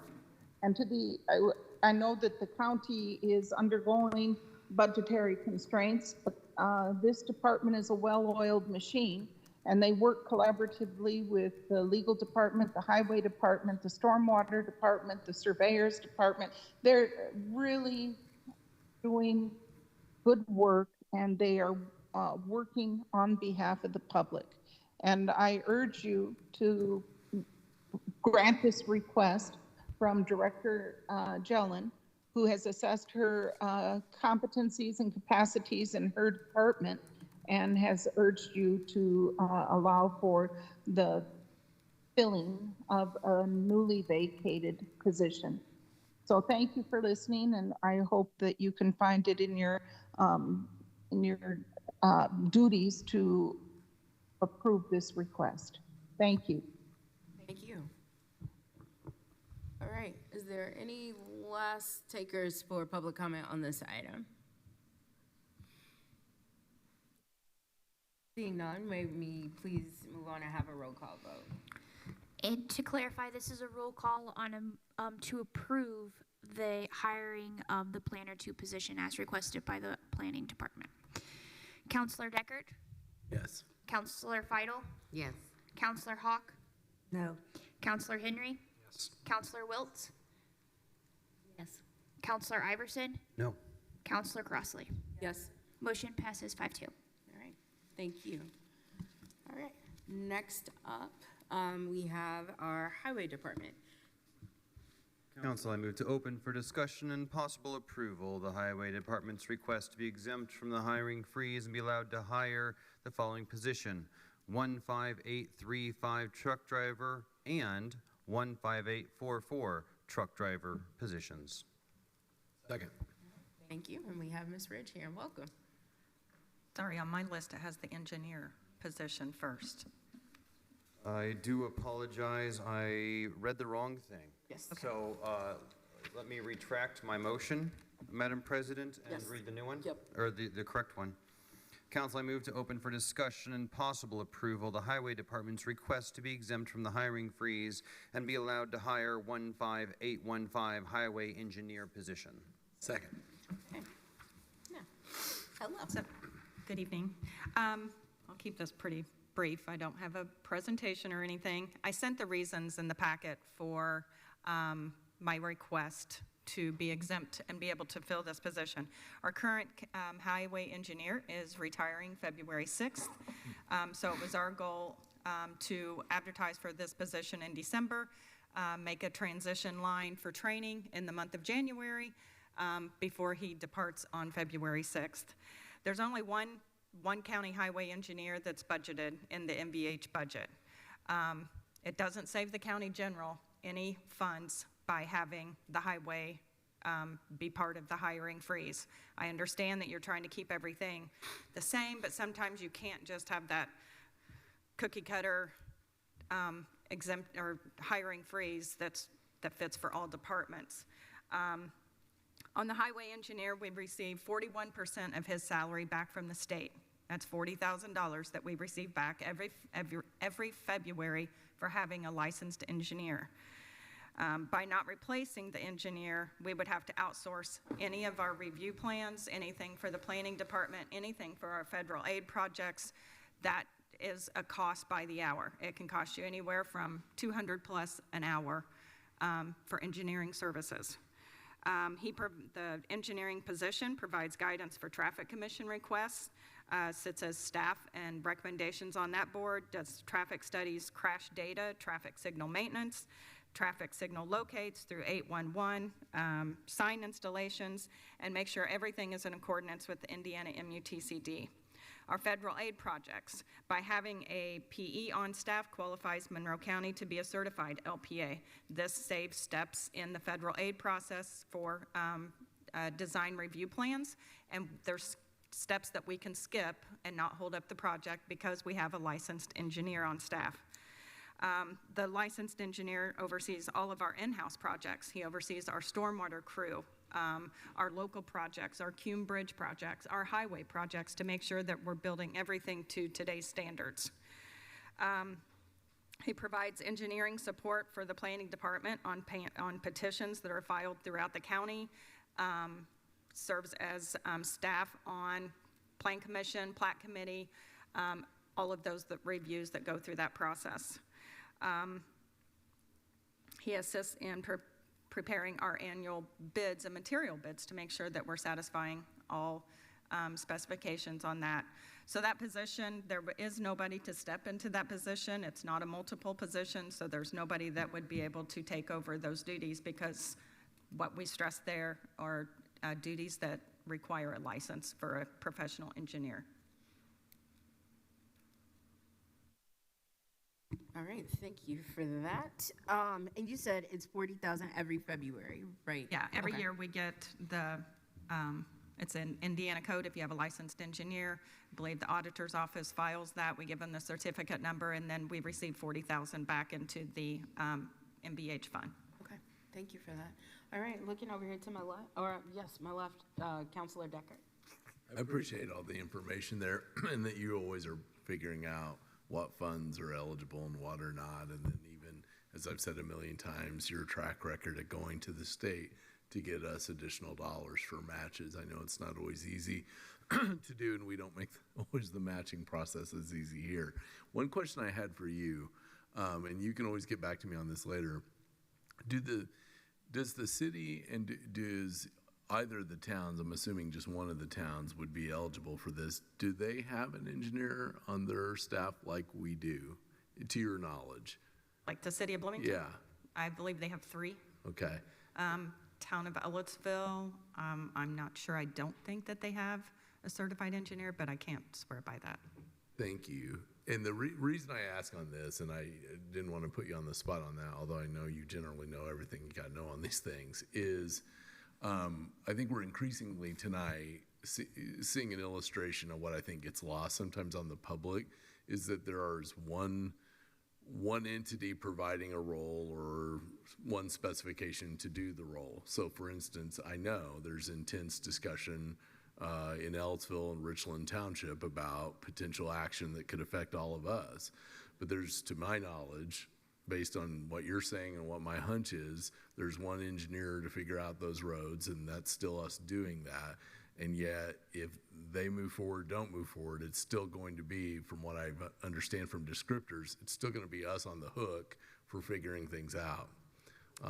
But if not, they're going to have to clarify that. But my point on this being is a lot of these positions that we're hearing, it's us or bust, and bust means that somebody doesn't call back to somebody trying to figure out the complicated this or that with their land, or a juvenile prosecutor. And so I think sometimes that gets lost on the public, or legislators who think we're just burning money here.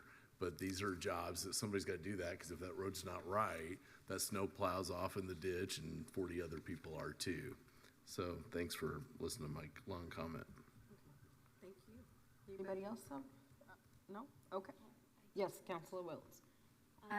Looking at the fiscal impact, and then I know you said at the beginning your plan for overlapping with a training lane. How long has the person in this position been in this position?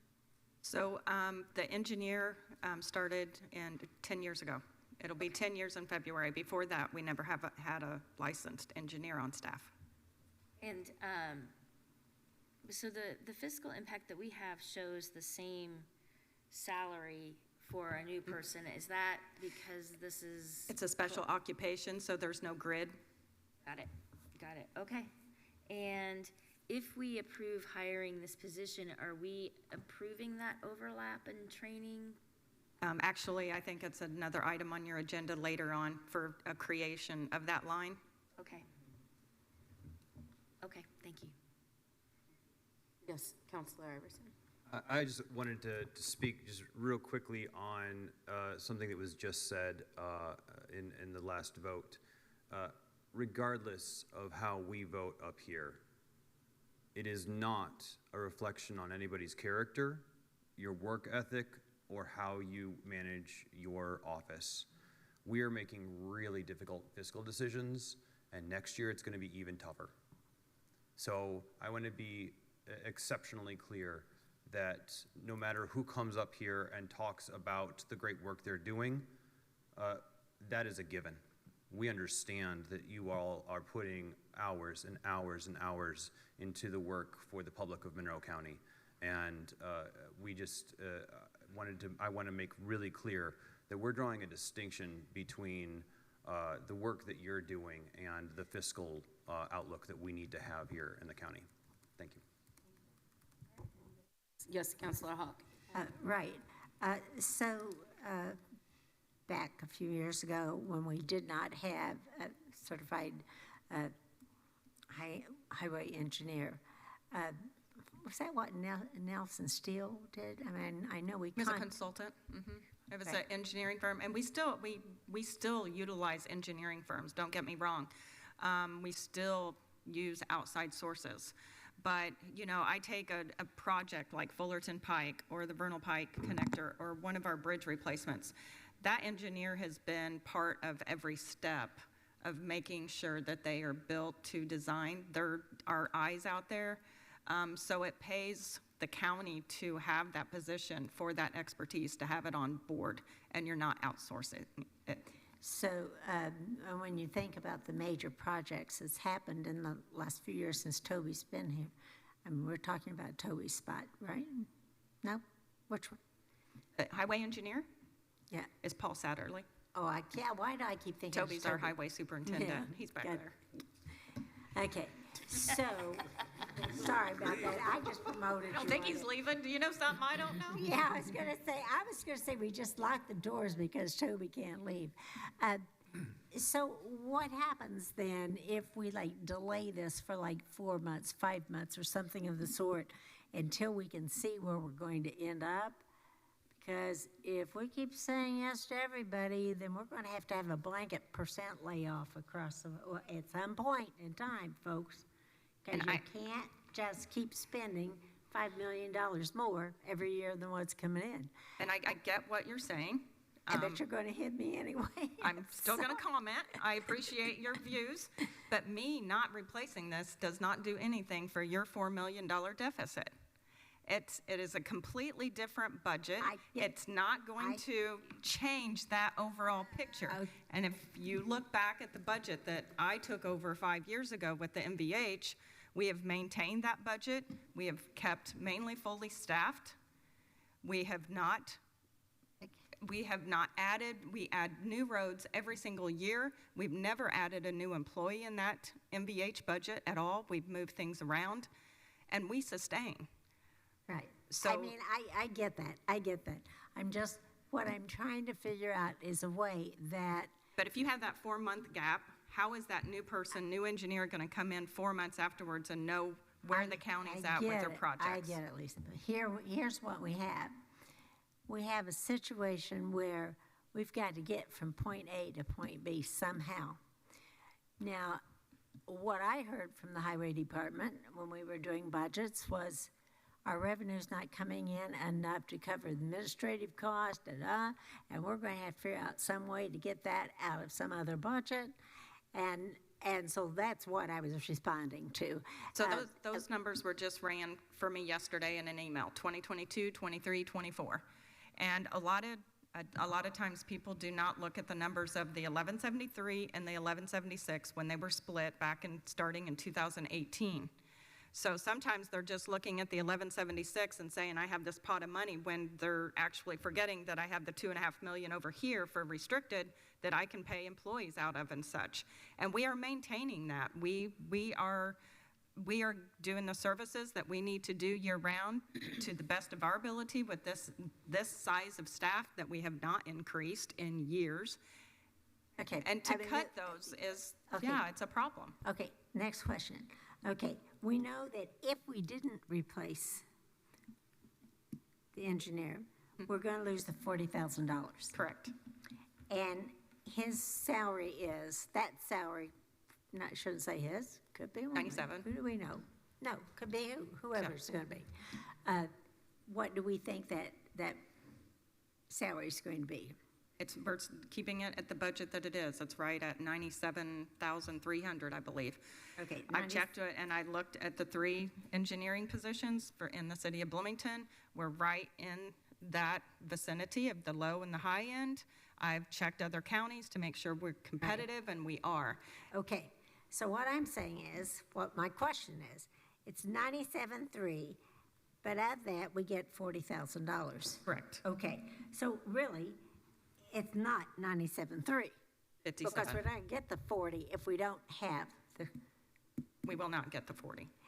And so then that leaves only about, $57,000 to hire engineers by the hour to come and do that, and they're not going to be on site while. Correct. As is needed. See, you were jumping to conclusions. You didn't let me finish my questions, girl.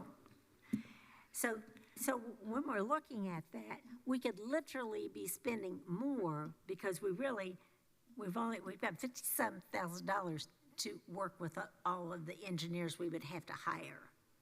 Correct. And they're not going to be there to do all. And do you see where I'm coming from? I mean, I'm going to say no to most every request that comes up here, but it makes little sense to not say yes to this and know that we're going to actually be writing checks out to an engineering group to do what's being done in-house. Otherwise I would say no and just let everybody go ahead and hit me. But this one, dollars and cents, makes no sense. Because we have to do a lot of these things. We can't just ignore it and not have an engineer. We have to do it. And I think Ms. Ridge has definitely made that case for that. So we appreciate that. Thank you. All right, moving on. We will go to public comment. If there's public comment on this item, you can come forward to the lectern here in the Nat U Hill room, or you can raise your hand via Teams. It looks like we might have a commenter behind Ms. Ridge. So again, anybody that wants to make public comment, again, you have up to 3 minutes. State your name for the record. So I'll alternate from here back to the team universe here. So we'll go ahead with our first public commenter here in person. My name is Sarah Ryderband. I have sat on the MPO, the Metropolitan Planning Organization, for the last 25 years. And I can tell you that it's made quite a difference to have the county have a certified engineer representing the county. They know what we're talking about. They're able to bring real detail and information to the table when we are looking at plans around the county. The city has 2, Ellettsville has none, in answer to that question. And when we have an issue with a county road, to have someone with expertise to be able to address why we need to handle a situation in a particular way really helps the MPO to move forward in a reasonable fashion and to use those federal dollars to the advantage of everyone in this county. So I would really support and hope that you all will support this request from planning. Roads, highway, from Lisa. All right, next up, we will go to the public commenter here via Teams. Again, state your name for the record, and you'll have up to 3 minutes. And then, well, first, before you do all that, you need to unmute. So please go ahead and unmute, state your name, and you'll have up to 3 minutes. Hello, it's Margaret Clements again, and I've been a member as well of the Metropolitan Planning Organization for several years. And as Lisa Ridge pointed out, this is a good investment for the county. And what she is describing and allocating for this position is an example of good and parsimonious budgetary leadership, development, and stewardship of funds. So I encourage you to vote for this position and to approve her request. Thank you. Thank you. Are there any last-minute takers for public comment on this item? Seeing none, may we please have a roll call vote? This is a roll call on a motion to approve the hiring of the highway engineer. Correct. Counselor Wiltz? Yes. Counselor Henry? Yes. Counselor Hawk? Yes. Counselor Feidel? Yes. Counselor Deckard? Yes. Counselor Iverson? Yes. Counselor Crossley? Yes. Motion passes unanimous. Look at that. All right, and next up is, well, the next item for the Highway Department. Council, I move to open for discussion and possible approval the Highway Department's request to be exempt from the hiring freeze and to be allowed to hire 2 positions, the 15835 truck driver and 15844 truck driver positions. Second. So we need truck drivers. We actually have a position open that's been vacant. We have somebody retiring next week, and then we have another one that is taking employment elsewhere. We also had a stormwater equipment operator yesterday come in, and they are taking a position elsewhere, which will open up that position. So if I have to follow the process, I'll be back at your next meeting for that one. We have, our crews are on 24-hour call, whether it be for tornado, storm, and the upcoming snow season. They can work hours on end, 2 to 3 hours with breaks in between, trying to get the roads and everything open for the traveling public, doing the best with what we've got. Again, we have over 700 miles of roadway. We have never increased our staff. We have worked with what we have, and being down 3 positions is detrimental to the public, not just us. We don't stop when it's paving season. There's sidewalk repairs, there's pipes to replace, there's brush to cut, there's potholes to patch. The list is endless. They don't stop. It's 24/7 that we get calls from dispatch. We have a rotating call-out list, so if you eliminate more off that list, it's just going to keep going around to where you're going to run out of employees to be able to call. We're coming up on a mandatory December 1st to March 31st that all of our crews have to be available for snow removal, and it's part of their snowplow bonus that they receive in April. That basically is just so we can serve the public to the best of our ability. I'm more than willing to leave the extra position open, not fill it, but I would really like to fill these 2 positions. We also have a CDL. We have made ourselves a training facility for the CDL program. It's worked really well for us. We have 2 flagging positions. We train them on site. We help them obtain their CDL, and then they stay with us for employment for 2 years. This hiring freeze eliminates us from being able to even do that with 2 potential candidates that we have right now in those positions. With the hiring freeze, we can't move them up to truck drivers either. So I guess my request is to be able to hire 2 of the 3 positions. Okay. See Counselor Hawk. I'll go Counselor Hawk and then Counselor Henry. Okay, well, first of all, this to me is something we can't ignore, because when it starts snowing out there and the trucks are going by so that we can get to point A to point B safely. And today I was talking to Chief Dillard, and he was saying how much he appreciated the fact that when they needed to get out, with the fire trucks, whatever, the highway had to get out there first so they could get there. And he appreciated how you worked together. And that's just literally saving lives. So, you know, I just don't see how we say no to the person that's going to be getting the snowplow to your house.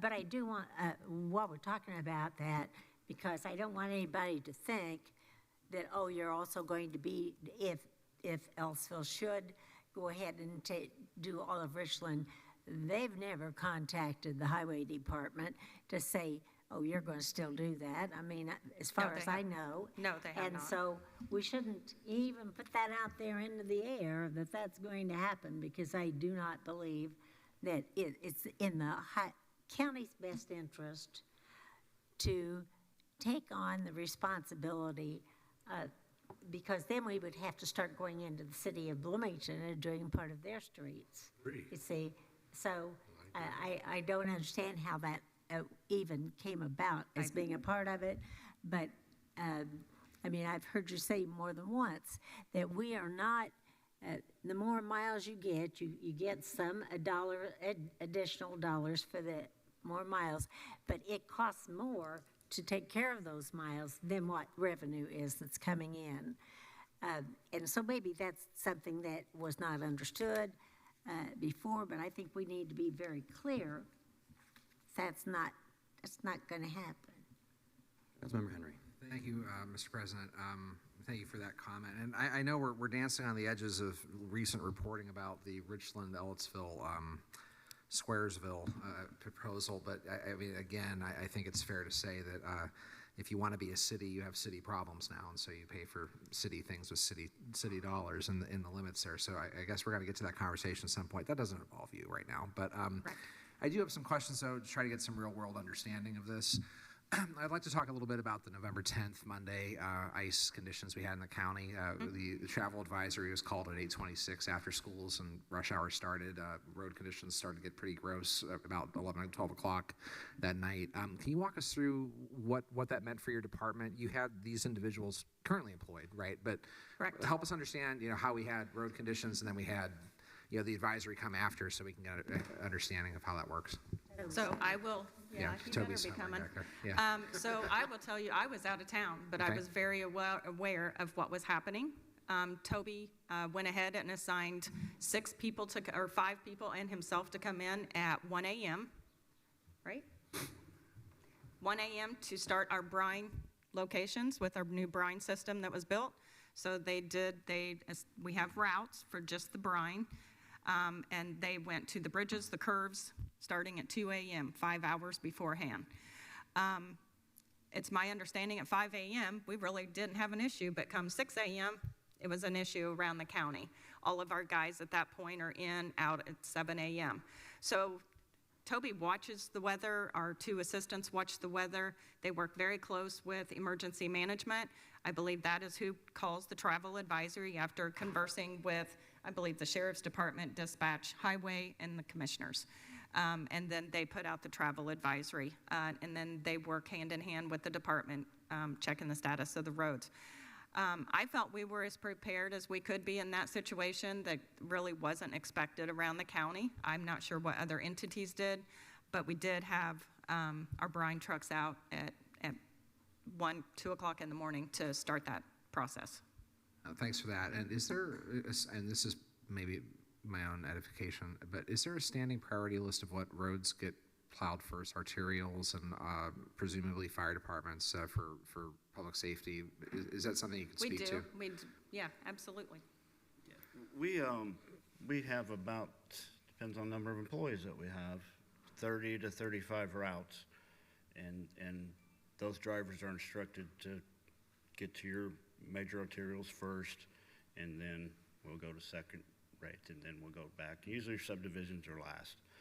But they're instructed, like I said, and it depends on the snow, it depends on if it's ice, depends on what the situation is. Every storm's different.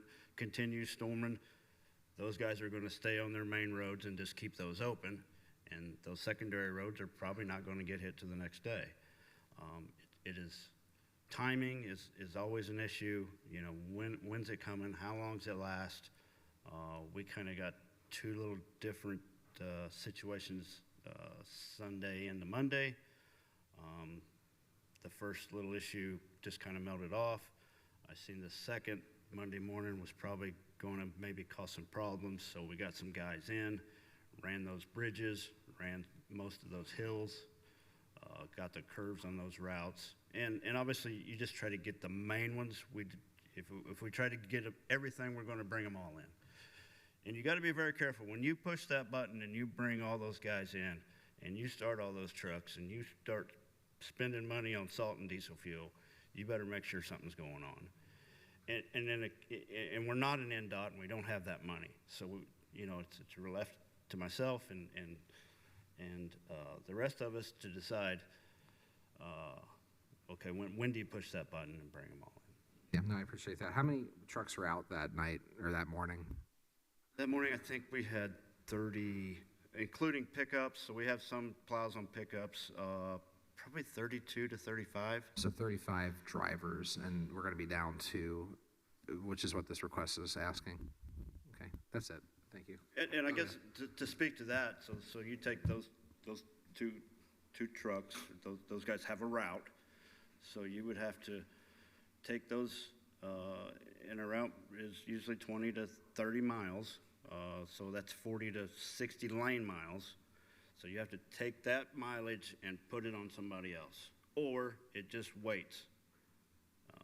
That's the issue these positions are the ones with boots on the ground. They're the ones out filling the potholes, out driving the trucks, spreading the salt. Thanks for all that. I know it was a lot, but I just thought, this is real world. So that happened last Monday. So if those folks remember that. So thanks for walking us through it. Yeah, that's it. All right, thank you. Anybody over here to my left? Yes, Councilor Decker. I appreciate this request and support it. And one of the primary reasons is I am always amazed between all of our entities how those roads get cleared in those crucial times, and that's just the tip of the iceberg that we see. The irony is when I get an hour or two in the early mornings or late at night, I have a book I'm reading right now. It's a horror book, and it's in a town where the snow never gets removed from the roads, and one of the drivers is always drunk. And I thought, that's not Monroe County, that's for sure. And your people always bring such peace to that. I wish that some of our folks were a little bit more observant of that. Sometimes I'm amazed on social media what gets said. I do want to say one thing. I appreciate very much that we've had some conversation among council members about who provides services and when, and some things articulated. I've not on that Richland-Eltsville question. I know that, again, that is not your deal, but in about a year, it's going to be somebody's deal heading one way or the other as that would start to move. I've not heard the clarity that I heard the two counselors down here articulate, and sometimes with my inquiries, I've not heard that clarity. But my point is that we have to, when we've got declining revenues coming in of all sorts, and the services don't change, people still need services, somebody that took an oath of office has to say who gets what and where, and somebody out there in the public has to know that, whether that's law enforcement, whether that's roads, whether that's whatever. And so as these things get discussed publicly, somebody has to think about where those drivers come from, who's driving what, and where they're going. This is a large territory. This is within a year, if I'm looking at that calendar right, this is within a year that starts propelling and moving. And not to bring you into that, Lisa Ridge, but in a year, you're one way or the other, in or out of it. So we gotta be talking about that now. I'm gonna still keep going over to my left. Nope. All right. Yes, Councilor Iverson. And I want to be really clear, the fund that this is sitting in is still that 1176. That's that motor vehicle highway that we just talked about that supervisor with. So again, this does not have a direct impact on county general. Correct, it does not. I also want to state, I know the stormwater position that came open, a lot of times that is an equipment operator. A lot of times a truck driver from this budget, 1176, could possibly move into that position depending on who applies for it. So I could be back here for a truck driver in the MVH again. So it could be a repeat coming around. So I want to throw that out there. I don't know if it, yeah. All right, thank you for that. Now we'll move on to public comment. If there's public comment on this item, you can come forward to the lectern here in the Nat U Hill Room or raise your hand via Teams. And I see we have a hand raised via Teams. Again, state your name for the record and you'll have up to 3 minutes.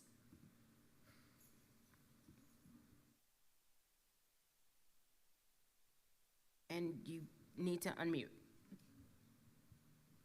Okay, thank you. It's Margaret Clements again, and I'm speaking to you as a taxpayer now. And I would like to commend, number one, the Highway Department for the way that they keep our roads. And I'm really proud of the services that you provide and of all the services provided in Monroe County. This is a very valuable service to me and to our community members. It enables for the conduct of commerce during adverse weather, and it also allows for the conduct of professional services in adverse weather. And in the good weather, it keeps our town looking good. So I urge you to approve not only this request, but the one that will be requested in December. But as a taxpayer, this is a very useful service to me. Thank you. Thank you. All right, any last minute takers for public comment on this item? And seeing none, may we please have a roll call vote? And this is a roll call on the motion to approve the hiring of 2 truck driver positions. Counselor Wiltz?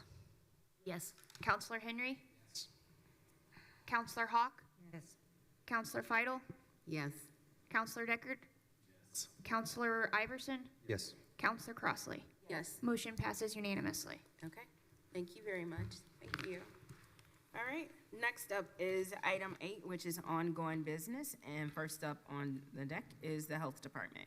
Council, I move to approve the amended Health Services Director job position and update the Behavioral Health and Wellness Coordinator to Public Health Nurse and the COVID-19 School Liaison to Public Health Nurse School Liaison with their amended job descriptions and create the Public Health Nurse Communicable Disease position.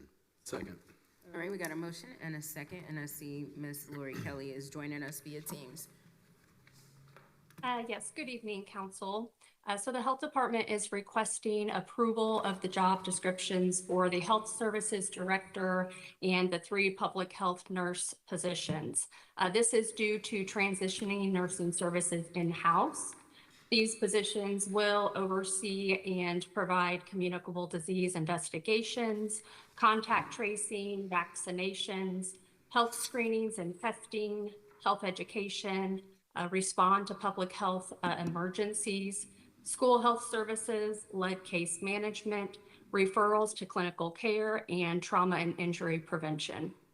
These 3 nurse positions will also be cross-trained as the IU Health contract nurses currently are to be able to provide backup services, cover time off, and ensure that all services are being provided. Okay, thank you. Now I'll open it up to council, and I'll look over here to my right to see if anybody has any questions. Yes, Councilor Iverson. I was pleased to see that these positions came back from WIS so quickly. That was really wonderful to see. Thank you to staff for their hard work on getting this done. And of course, as we've got multiple people from the Health Department here in Nat U Hill and online, we've been reminded over and over again of the urgency of this matter. I will note that we do have the WIS factoring for all 4 of these positions, so that we know that that WIS not only is looking at what is here in Monroe County, but is what is happening in other communities where there are similar positions. So I'm encouraged to read their recommendations for all 4, and I'm glad that, again, that it came back so quickly. We're able to move on this. Anybody else over here to my right? Nope. looking to my left? Seeing none, okay. Next up, we will go to public comment. If there's public comment on this item, you can raise your hand via Teams, or you can come forward to the lectern here in the Nat U Hill room, and you'll have up to 3 minutes. And then, of course, state your name for the record. When I see somebody walking up, again, state your name for the record, and you'll have up to 3 minutes. I'm Sarah Ryderband. I am the health officer from Monroe County. And of course, I support this proposal. Thank you. Anybody else via Teams or Nat U Hill room? All right, and seeing none, may we please have a roll call vote? And this is a roll call to approve the amended job descriptions and create the new job description. Counselor Wiltz? Yes. Counselor Henry? Yes. Counselor Hawk? Yes. Counselor Feidel? Yes. Counselor Deckard? Yes. Counselor Iverson? Yes. Counselor Crossley? Yes. Motion passes unanimous. All right, next up, item B. Council, I move to approve the Health Department's request to fill the public health nurse school liaison, and public health nurse communicable diseases positions. Second. All right, we got a motion and a second. Ms. Kelly? Yes, so I just wanted to say that we do recognize the seriousness of the hiring freeze. We have evaluated alternatives, and there really are no long-term options that exist that would allow us to meet our statutory and public health obligations without hiring for these positions. So we are just requesting the ability to be able to move forward, post, and fill these positions. All right, thank you. Any questions over here to my left? No? Any questions to my right? No? All right, moving on, we'll go to public comment. Public comment, if you would like to make a comment, again, state your name for the record. You'll have up to 3 minutes, and you'll need to raise your hand via Teams if you'd like to do the same. Once again, your health officer. Oh, I'm sorry, excuse me. I just wanted to make sure. Didn't see any? Okay, now you go. Once again, I'm your health officer, Sarah Ryderband, and we've certainly spoken a lot about the urgency and the need to replace what has been removed by IU Health as of January 1st in the coming year. These positions are necessary and expedient, so I implore you, please, to approve our hiring of public health nurses to fill these essential roles. Thank you. Anybody else in the Nat U Hill room would like to make public comment or raise your hand via Teams? Seeing no movement or no hands raised, may we please have a roll call vote? This is a roll call vote to approve the filling of the 3 positions, the public health nurse positions. Counselor Wiltz? Yes. Counselor Henry? Yes. Counselor Hawk? Yes. Counselor Feidel? Yes. Counselor Deckard? Yes. Counselor Iverson? And Counselor Crossley? Yes. Motion passes 7-0. All right, item C. Council, I move to approve the Health Department's request to amend the 2025 salary ordinance in Fund 1159-0000 Health Fund to remove account line 10180 Behavioral Health and Wellness Coordinator and add account line 10189 Public Health Nurse Communicable Disease 35 hours Pat C exempt, and in Fund 1161-0000 Local Public Health Services add account line 10176 Public Health Nurse 35 hours Pat C exempt. Second. Okay, Ms. Ridge. Oh, I'm sorry, not Ms. Ridge. Just saw Ms. Ridge there. Ms. Kelly, sorry. Okay, that's okay. So this is essentially a housekeeping item just to be able to update the salary ordinance so that we can proceed forward with filling these positions. Okay, thank you. Any questions or comments on this item from council? Yes, Councilor Iverson. I will note, Ms. Kelly, that we're moving one position into one fund and another in another fund. Is this going to be sustainable where we can keep these positions in these funds, or is this going to be something where we're going to have to come back to council and move them in another month or so? No, for the 1161 and for the 8111, well, that's next. So for 1161, that position's already budgeted. And so we're really just going to be doing a transfer in 1159 for the money that was in the contractual agreement to the personnel line. And we also have grant funding, so this will at least get us through 2026. All right, thank you. Call over here. And looking to my left. Nope. All right. If there's public comment on this item, you can come forward to the lectern here in the Nat U Hill room or raise your hand via Teams.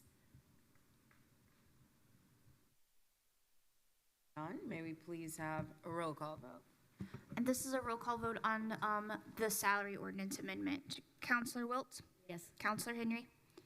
Counselor Hawk? Yes. Counselor Feidel? Yes. Counselor Deckard?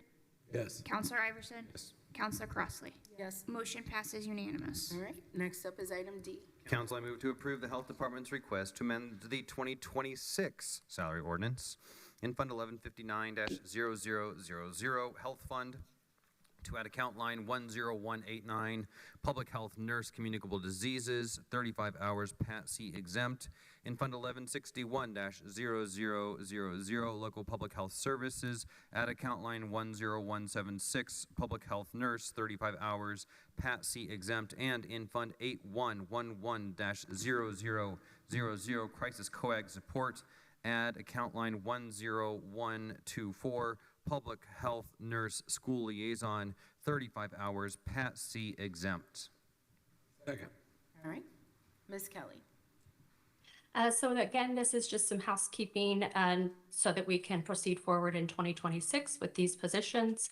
So the public health nurse, which was formerly the behavioral health and wellness coordinator, is already submitted in that state budget. So for the year of 2026, so no issues there.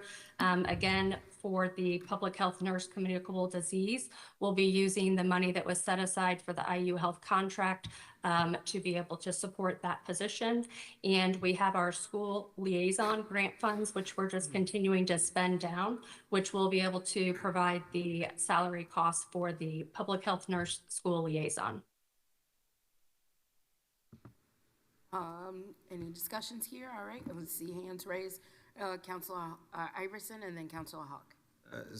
Ms. Kelly, as we're about to take this vote, have you been in contact with the Indiana Department of Health and presuming that these positions will be filled relatively soon, this does cover our statutory obligations, correct? If we have these, if we're providing these services with this position, yes. And I have been in contact with them again, just most recently yesterday.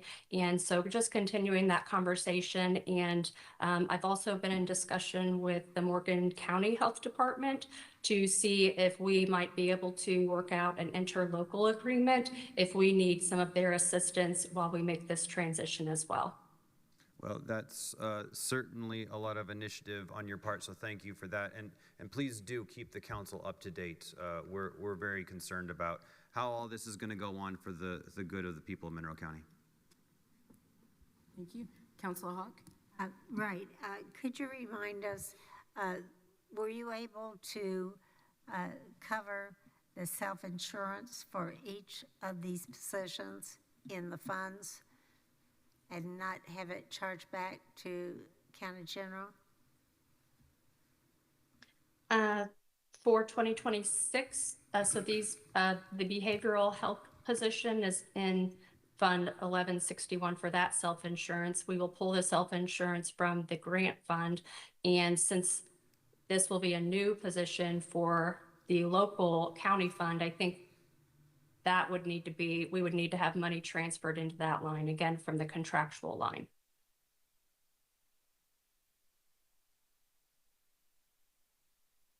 All right. Looking to my left, does anybody have any questions? All right, seeing none. If there's public comment on this item, you can come forward to the lectern here, then at U Hill room, or you can raise your hand via Teams.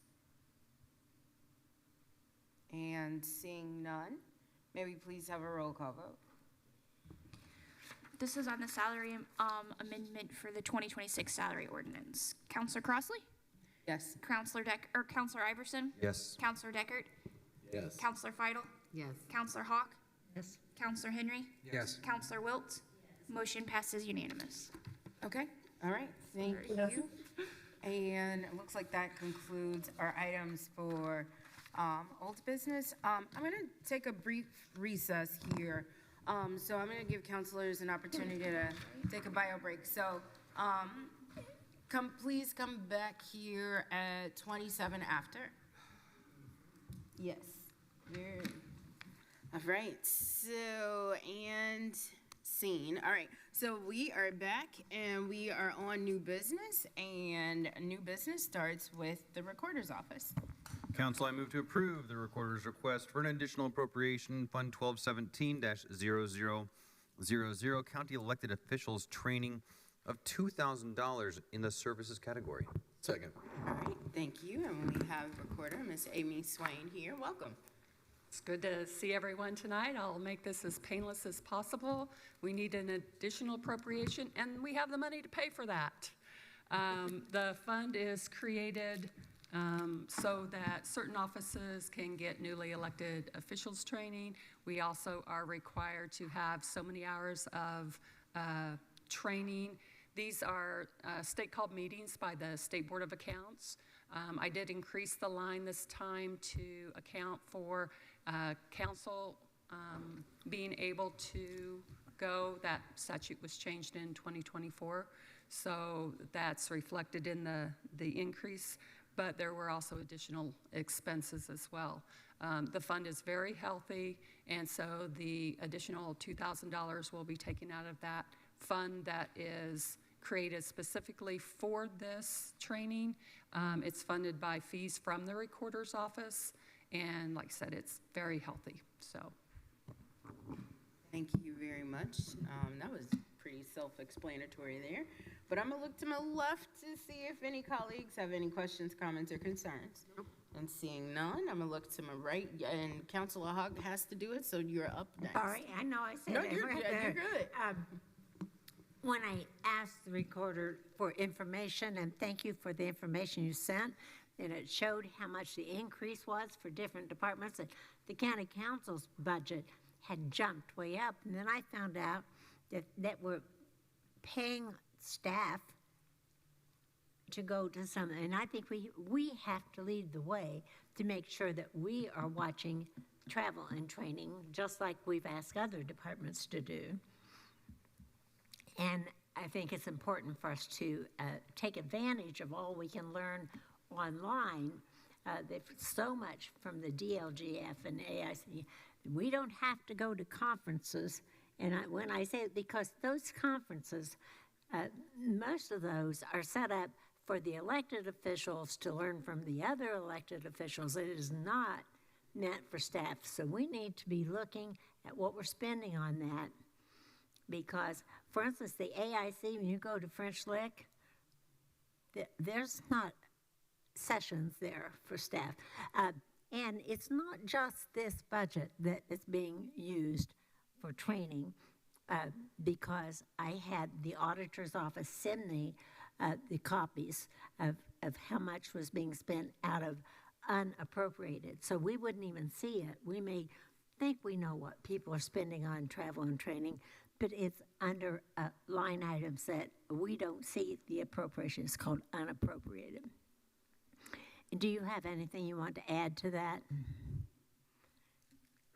I don't. Just to piggyback off of Recorder Swain's comments, the county elected official fund is healthy. It's trending upward, which is great as far as revenue. As you know, departments also have their own training and travel lines in their departmental budgets oftentimes.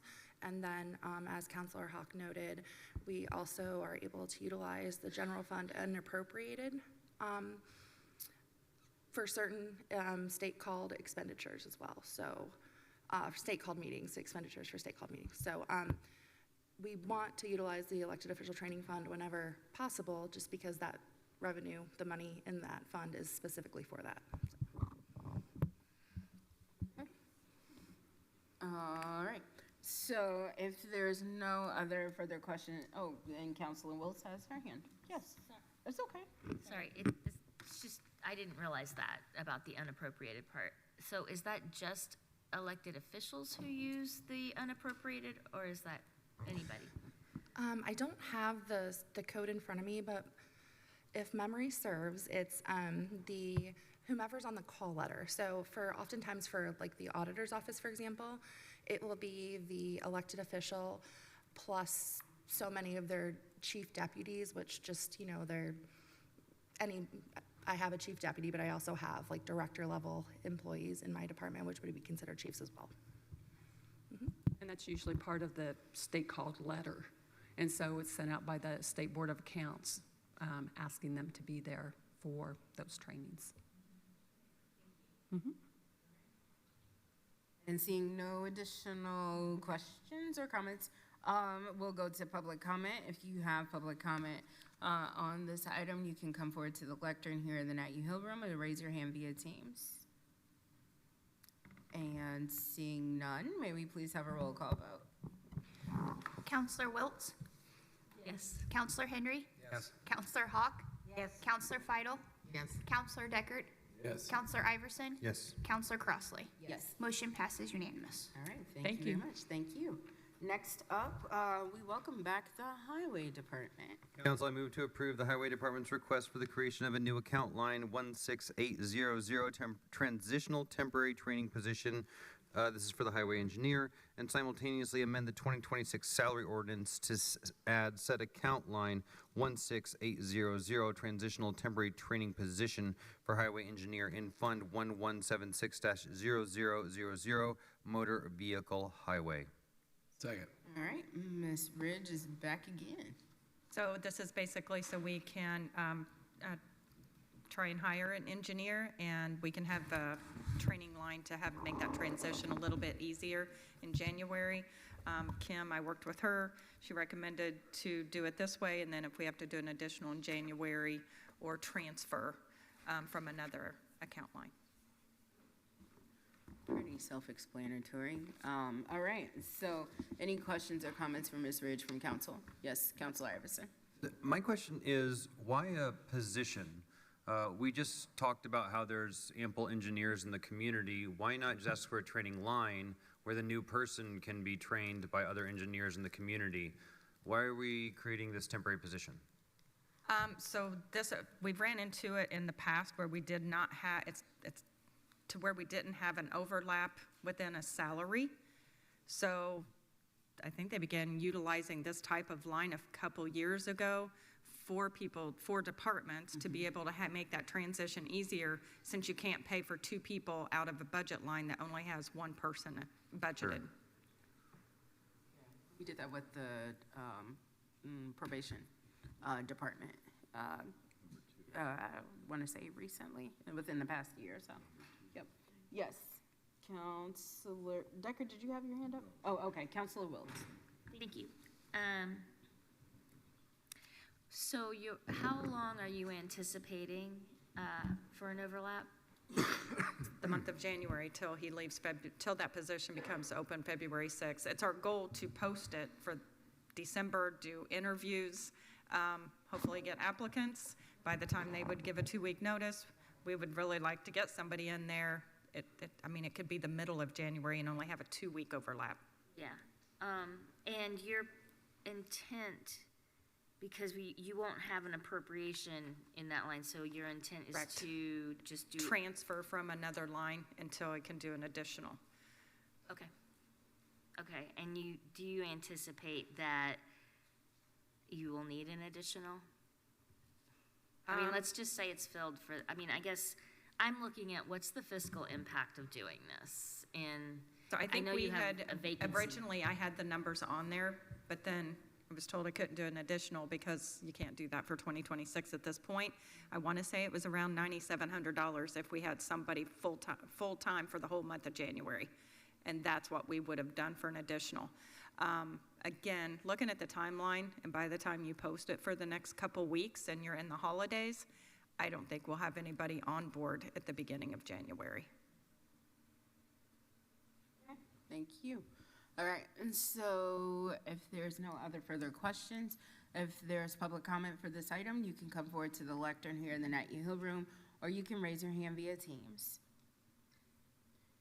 And seeing none, may we please have a roll call vote?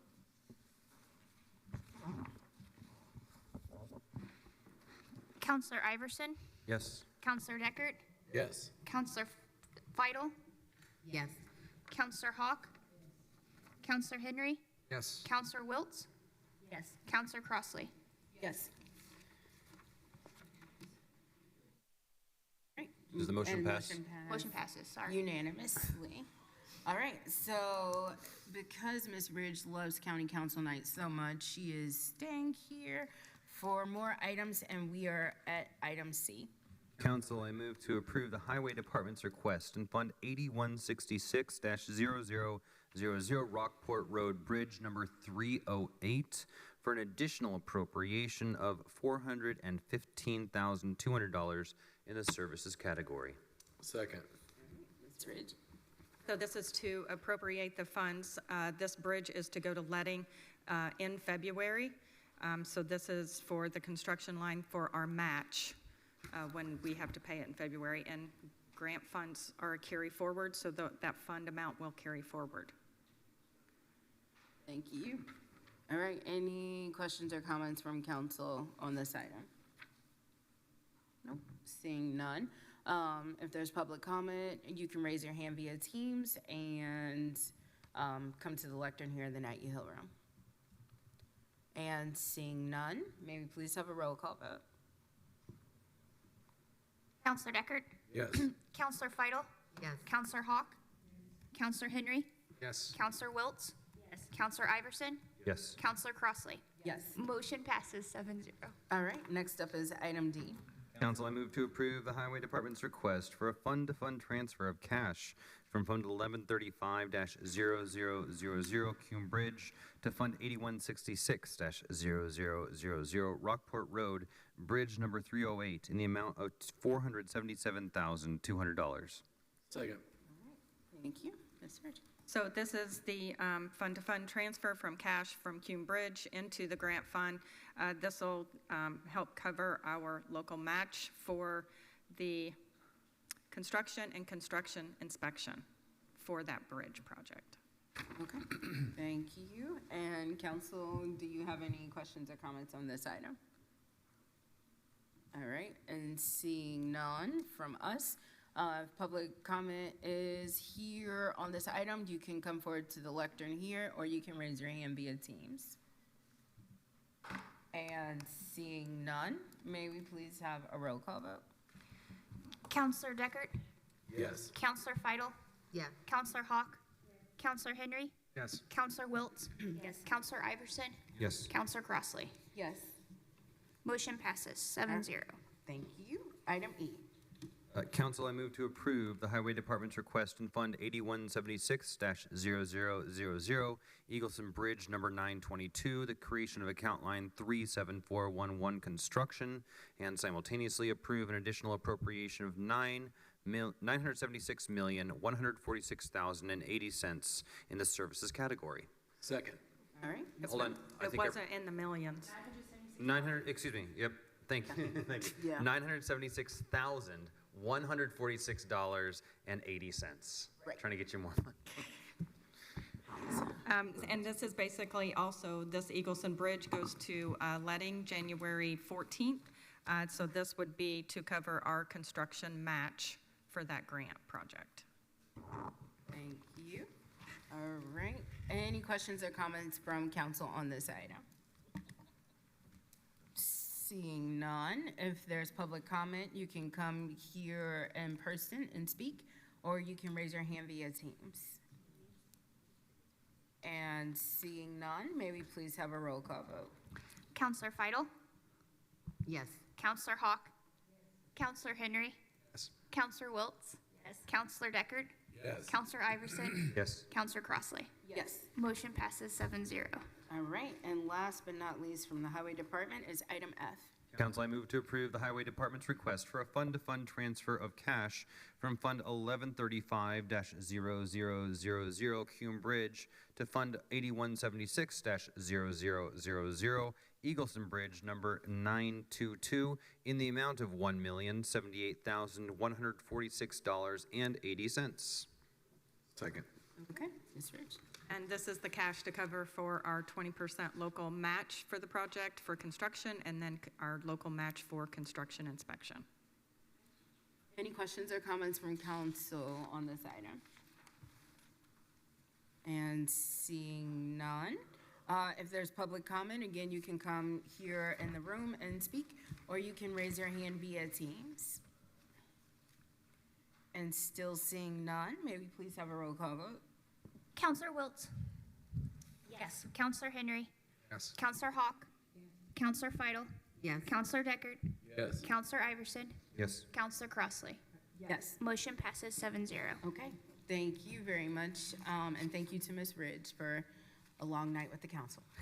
All right, next up is item G from courts. Council, I move to approve the court's request in Fund 1213-0000, guardian ad litem and court-appointed special advocate for an additional appropriation of $1,500 in the services category. Second. All right, and we have Ms. Abraham. Welcome. Evening. Okay, I was here not too long ago, right after budgets, I think, for $5,000, but as of this morning, we are down to about, I think, 16 cents maybe in this fund with some more invoices yet to pay by the end of the year. This fund is one that can only be used by the courts for these mediations, parent coordination, and the co-parenting counseling. It's $20 from every divorce case that gets filed goes into this fund. So as of this morning, it still has $115,408 there, and I'm just asking for $5,000 so that we can finish paying invoices for the year. Wait. 5,000 or 1,500? Oh, well, he read the ADR, I think is what Peter read, so that's why I jumped to that one. No, I read the GAL CASA. Oh, I'm sorry, that was my fault then. No, that's okay. Yes, okay. I heard you say with the numbers. I am so sorry. No, It's been a no, long no. evening. Yeah, this is No wonder you CASA. guys are all No, you're staring at me like, it's what is she okay. doing? It's okay, it's okay. The CASA grant is the one, this is the third time I've been here for the CASA grant. They got a third one, so this is just a $1,500 out of their pass-through grant. So I just need to be appropriated, and we'll get the money right to them. It's already in the auditor's office. Appreciate that. All right. Any questions or comments from council related to this item? No? All right. If there's public comment to be had on this item, you can raise your hand via Teams, or you can come in person here in the Nat U Hill room. And seeing none, may we please have a roll call vote? Counselor Wiltz? Yes. Counselor Henry? Yes. Counselor Hawk? Yes. Counselor Feidel? Yes. Counselor Deckard? Counselor Iverson? Yes. Counselor Crossley? Yes. Motion passes 7-0. All right. Next up, item H. Here's ADR. Council, I move to approve the court's request in Fund 2200-0000, alternative dispute resolution for an additional appropriation of $5,000 in the services category.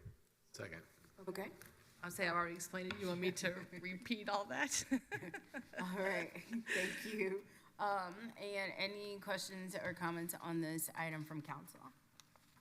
Seeing none, if there's public comment, you can come here to the lectern here in the Nat U Hill room, or you can raise your hand via Teams. And seeing none, may we please have a roll call vote? Counselor Crossley? Yes. Counselor Iverson? Yes. Counselor Deckard? Yes. Counselor Feidel? Yes. Counselor Hawk? Yes. Counselor Henry? Yes. Counselor Wiltz? Yes. Motion passes 7-0. Okay. Thanks, and sorry for the confusion. Yeah, no, That's you're okay. totally fine. That's what we're here for. All right. Next up is item I from the sheriff's office. And just as a reminder, this is item I, lowercase I, or baby I. So council, as the sheriff's office and auditor's office have continued working on this grant funding, it has become necessary to amend the sheriff's office request. The amended request creates the following account lines and simultaneous appropriations in the following amounts. And then I think, do I need to actually read the MCI grant amounts here? I'm looking for clarification on reading the motion.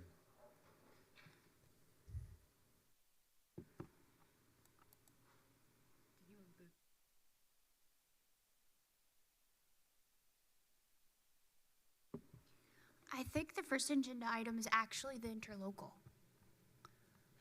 I think the motion that you read in the beginning under adoption of agenda is Okay. to add the interlocal, so resolution 2025-52. Got it. All right. You ready for the interlocal? Molly's talking about the interlocal. Got it. Council, I move to approve resolution 2025-52 regarding an interlocal between Monroe County and Ellettsville. Second. So the Sheriff's Office applied and will be receiving a traffic safety improvement grant administered through the Indiana Criminal Justice Institute and funded through the National Highway Traffic Safety Administration. This grant will fund the development of a major crash investigation team consisting of members of the Sheriff's Office and Ellettsville Police Department.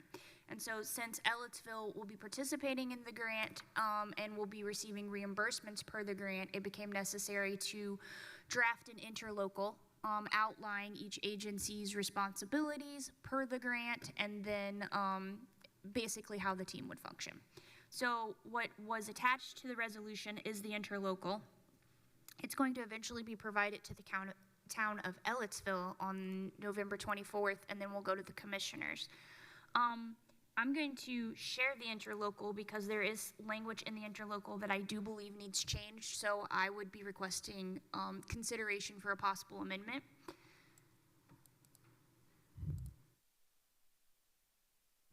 So what you're presenting includes the changes you're recommending?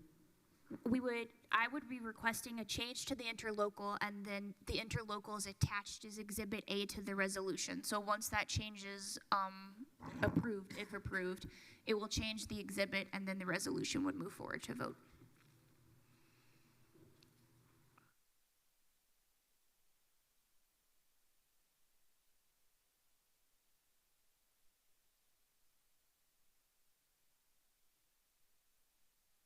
I'll just run through the interlocal real quick.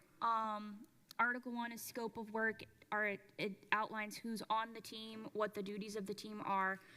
Article 2 outlines what the qualification of team members would be. Article 3 talks about how the team will be activated, and if Sergeant Molden wants to jump in at any point and add further detail, please feel free to do so. Article 4 talks about the grant term and how the agreement can be modified. Article 5 is payment, and so this talks about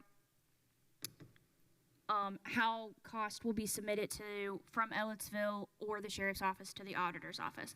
And the language that I want to draw your attention to that I believe should be amended is currently it reads as in the language in the yellow. So it will be the responsibility of the MCI team commander, which will be the Sheriff's Department person in charge of activating the team, and will be Sergeant Molden, and the Sheriff's Office to provide notice to the town and the Monroe County Council in writing prior to the full exhaustion of overtime lines within the grant.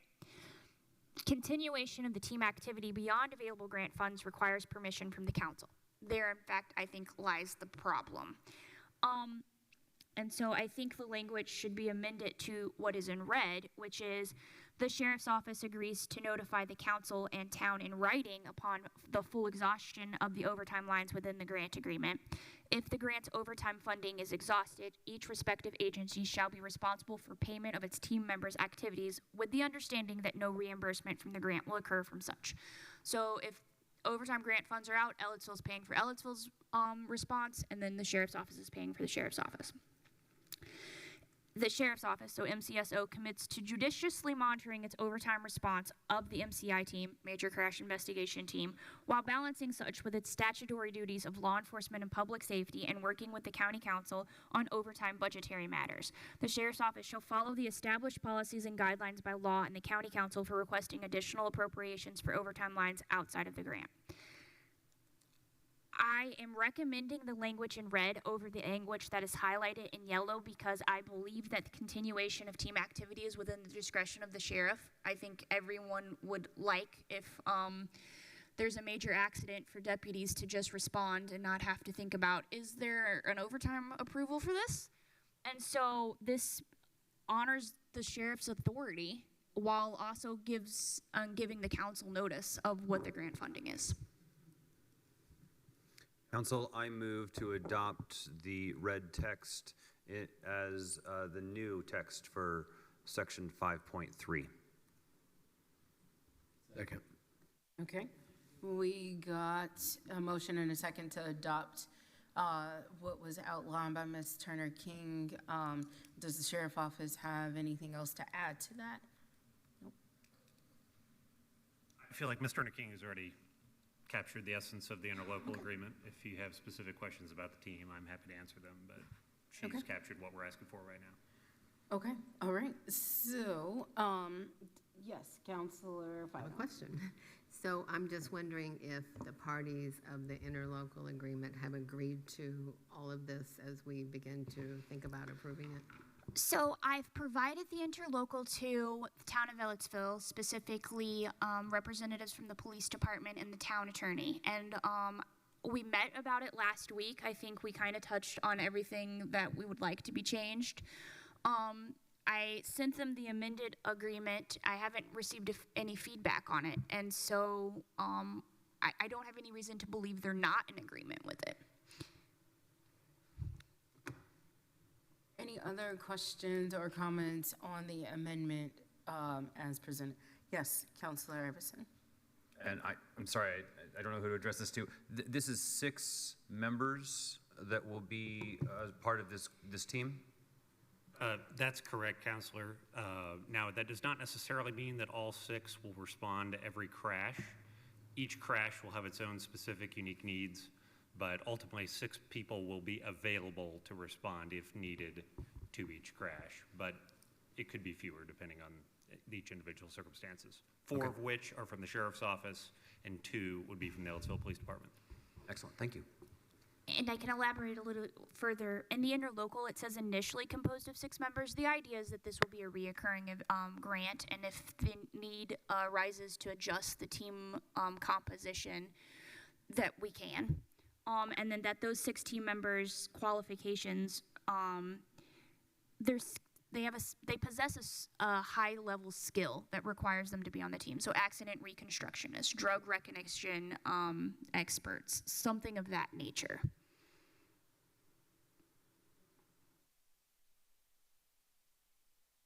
Counselor Wilkes? Could you tell me so if we approve the changes that you've made, does this need to go back to commissioners and town council and? You are the first body to look at it. I thought it had already gone. No, it will go to Ellettsville on November 24th and the commissioners on the 4th of December. Okay, cool. December. All right, any other questions or comments on this amendment? Okay.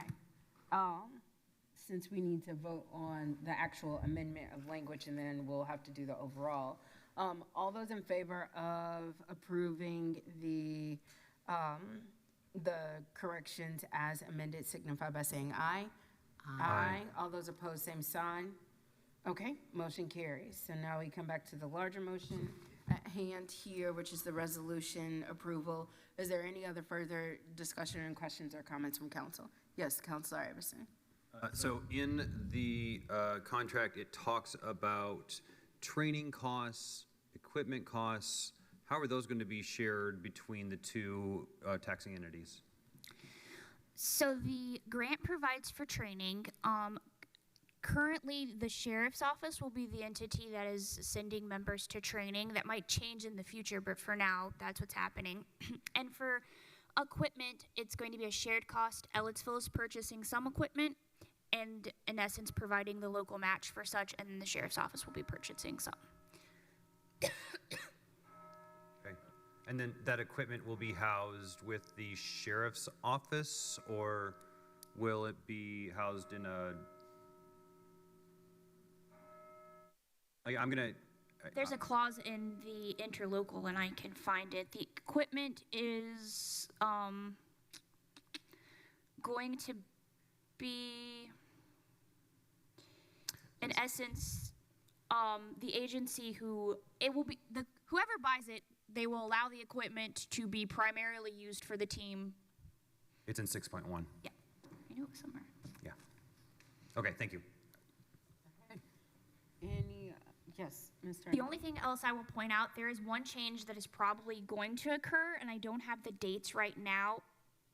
There are several exhibits attached to the interlocal. One is Exhibit A, which outlines the statement of work. Exhibit B, which is the 45-page grant agreement. And then Exhibit C is going to be the subrecipient policy for the sheriff's office, because they will be responsible for monitoring Ellettsville's compliance with the grant. And so I just wanted to point out, in the subrecipient policy, there are dates that Ellettsville will submit quarterly reports to the sheriff's office, and then the dates that the sheriff's office will submit those quarterly reports to the grantor. And so those dates will probably be adjusted. Thank you. And is there anything else that you'd like to add? Nope. Okay. All right. So if there is public comment on this item, you can raise your hand via Teams, or you can come forward to the lectern here in the Nat U Hill room. And seeing none, may we please have a roll call vote?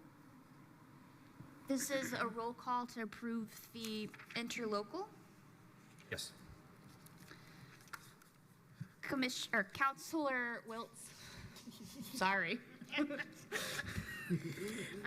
Yes. Counselor Feidel. Yes. Counselor Henry. Yes. Counselor Deckert. Yes. Counselor Hawk. Yes. Counselor Iverson. Yes. And Counselor Crossley. Yes. A motion passes 7-0. All right. Thank you. Next up, the next item. Okay, so here, Council, I move to approve the Sheriff's Office request in Fund 8193-0000 MCI Grant 20-616, the creation of new account lines as amended and simultaneous. No, I need to go back up, don't I? I'm sorry. Let me go back up and let me scratch that motion, and I'll read a new one. It's on first.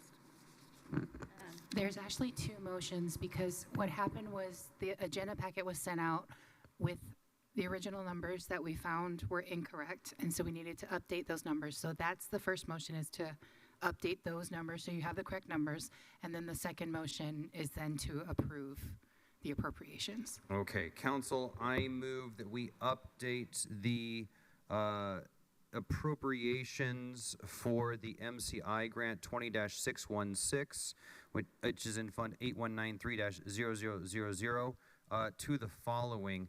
In Fund 10156 Merit Deputy, that should be $1,693.75. Wait, hold on. I think. Account. Oh, this account number 8193-0000. I'm slowing down. Sorry, it's Fund 8193, account 10156. Right, yep. Okay, I'm gonna keep going. Account 10173 Merit Deputy, $1,693.75. Account 15133 Sergeant, $1,693.75. Account 15140 Sergeant, $1,693.75. Account 17102 Deputies Overtime, $13,334. Account 30028 Training Travel, $7,100.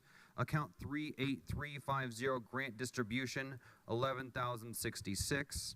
And finally, account 47100 Equipment Law Enforcement at $16,600 for a total of $54,875. Okay, we got a motion and a second. Ms. Turner King, did you have? Oh, okay. All right, so now we'll toss it back over here. This is just to create the funds and the account lines for this grant, basically to get us started. Right, because we had to do the approval of the Appropriation, interlocal yep. first, And then we're just All going three back and just go cleaning it together. all. Yep, okay, got it. Is there any questions or comments from council on this item? Yes, Councilor Wiltz. Yeah, I'd like to get an idea of, because let me phrase a question. I'm gonna get there. So the changes that were just made added a couple of lines that obviously were meant, I guess, not for overtime, but for just paying out regular time.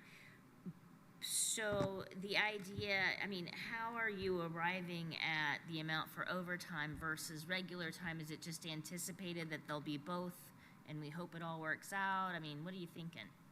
And it's purely curiosity. I'm not like. So in terms of the overtime allocation, that was a projection that we made based on historical data in the past, looking at county data for crashes that fit the criteria of which the team would be responding, estimating about 12 for a 12-month period for the grant period in question. And then within that, then trying to approximate based on some historical data in terms of what our previous reconstruction response has required in terms of number of work hours, as well as what we're trying to accomplish by expanding it slightly to arrive to the final amount there. I'm confident that we should be close with our estimation, but if we are incorrect, I wouldn't think it would be by very much. We'd be looking at a few hundred or maybe very low four-figure. But I think we're going to be pretty close, although it is based on historical data, and we can never project with certainty what the coming year is going to mean for traffic safety locally here. Yep. Thank you. So the line that is the grant distribution for collaboration with Ellettsville, is that to pay for their time? What is that exactly for? That is to reimburse them for their time and for the equipment. All of their, anything that we are reimbursing Ellettsville for is coming out of the grant distribution line. And that's only 4,800, right? I don't remember what their amount. I mean, did that amount change? Yes. Okay, all Yeah. right. Because that's a lot. I mean, that's tiny. So can you tell me what the amended amount was? Sorry, it's 11,066. Procedurally, Counselor Iverson has made a motion to amend those numbers. So we're not even to approving the appropriation or creating the account lines yet. This is just a motion to amend the request. Got it. Okay. If my questions are out of line, I apologize. I just didn't write down the numbers, so. I didn't know where we were I headed. didn't quite get how 4,000 There's a lot was going gonna- on. Yeah, sorry. No, I think that makes sense. Thank you. Thank you. Is there any other further questions or comments on this amendment item? Everybody has, yes, the auditor? Yeah. Sure. The amendment is just to reflect what is actually in the grant document, so the original request did not reflect that. Got it. Okay. All right. So now that we have that clarification, if there is public comment on this item, you can come forward to the lectern here in the Nat U Hill room, or you can raise your hand via Teams. All right, and seeing none, may we please have a roll call vote? And this is a roll call vote to amend the numbers.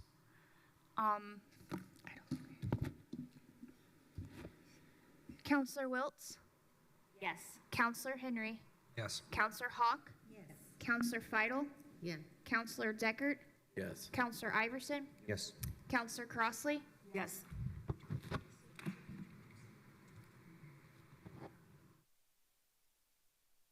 Motion passes 7-0.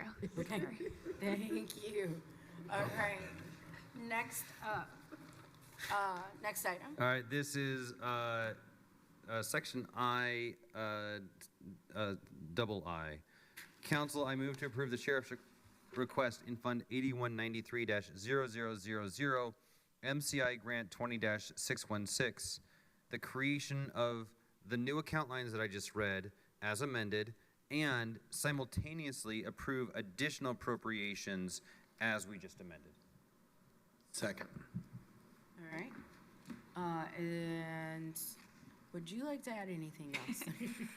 Not unless you have any more questions right now. And I'm gonna look to my left and my right to see if anybody has any questions for you. Yes, Councilor Everson. First of all, congratulations on getting this grant. Thank you. It's a big deal, right? It's $54,000, $55,000. So I guess one of the things that we touched on a little bit in the interlocal conversation was what happens when, let me put it in a different way. Should this grant not be reimbursed next year?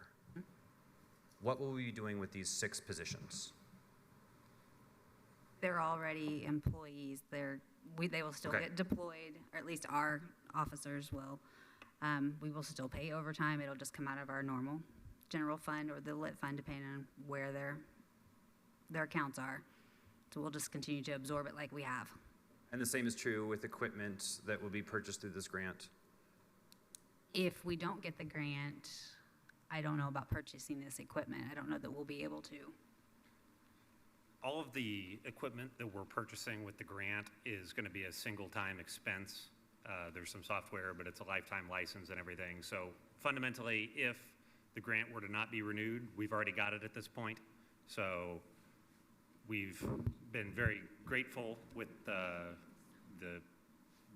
awards that we got everything we asked for, and really everything that we really absolutely needed. There's a few other supplies that would be helpful, but assuming the worst and this is all we get, we're going to be in very good shape and finally catching up, because it was a deficit for years and years where our reconstruction teams in particular were working with software licenses that were 10 years expired and lacking some expensive analysis and equipment that up until now we didn't have. So we project that the equipment that we are getting should last us well into the future.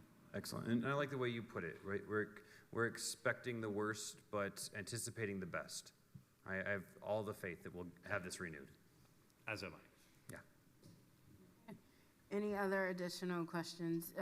Councilor Hawk. Just comment, this is the kind of grant that we really want to look forward to, because it just adds, and it doesn't really cost us anything. You're not going to be hiring more people or having to cover more insurance or any of that. You're just, love it. Thank you. Okay, thank you. Yes, Councilor Wiltz. So, congratulations, and agree, this is really cool to see some capacity expansion.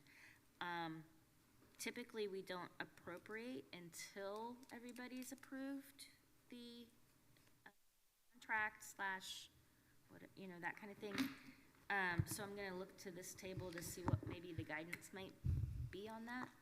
I think the appropriations would be contingent on the execution of the interlocal agreement by the appropriate bodies. Okay. Yes. Could the Sheriff's Office please confirm that this grant agreement award has gone before the commissioners and been approved and executed? Yes. The grant agreement has been approved and ratified by the board.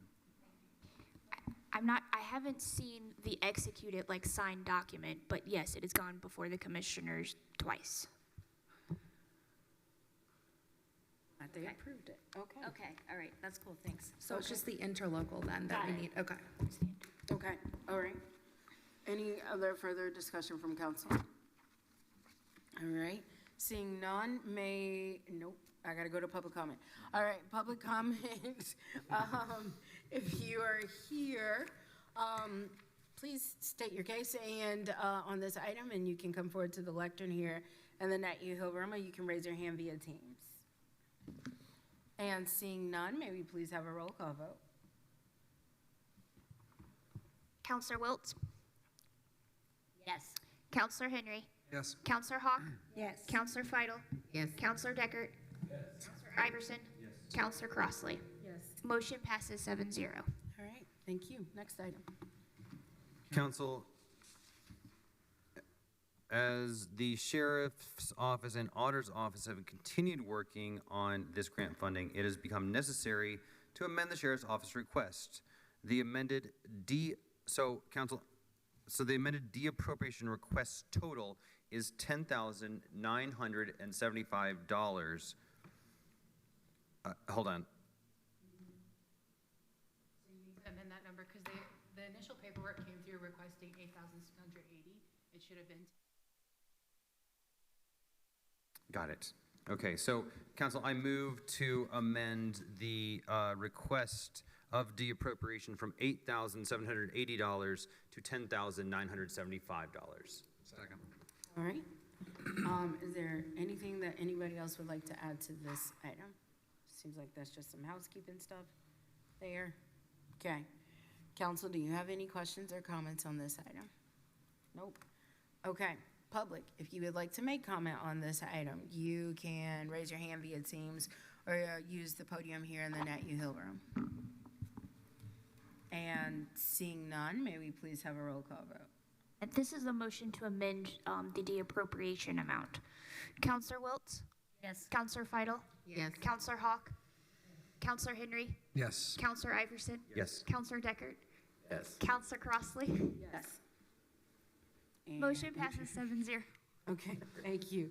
Next item. Now, council, I move to approve the sheriff's office request in Fund 1000-0005, County General Sheriff, to de-appropriate the amount we just changed of $10,975 in the services category. Second. Okay. Anything else anybody would like to add? Again, this is some housekeeping cleanup. And seeing none, council, do you have questions or comments on this item? And seeing none, public, if you would like to talk to this item, you can use the podium here in the Nat U Hill room or raise your hand via Teams. And seeing none, may we please have a roll call vote?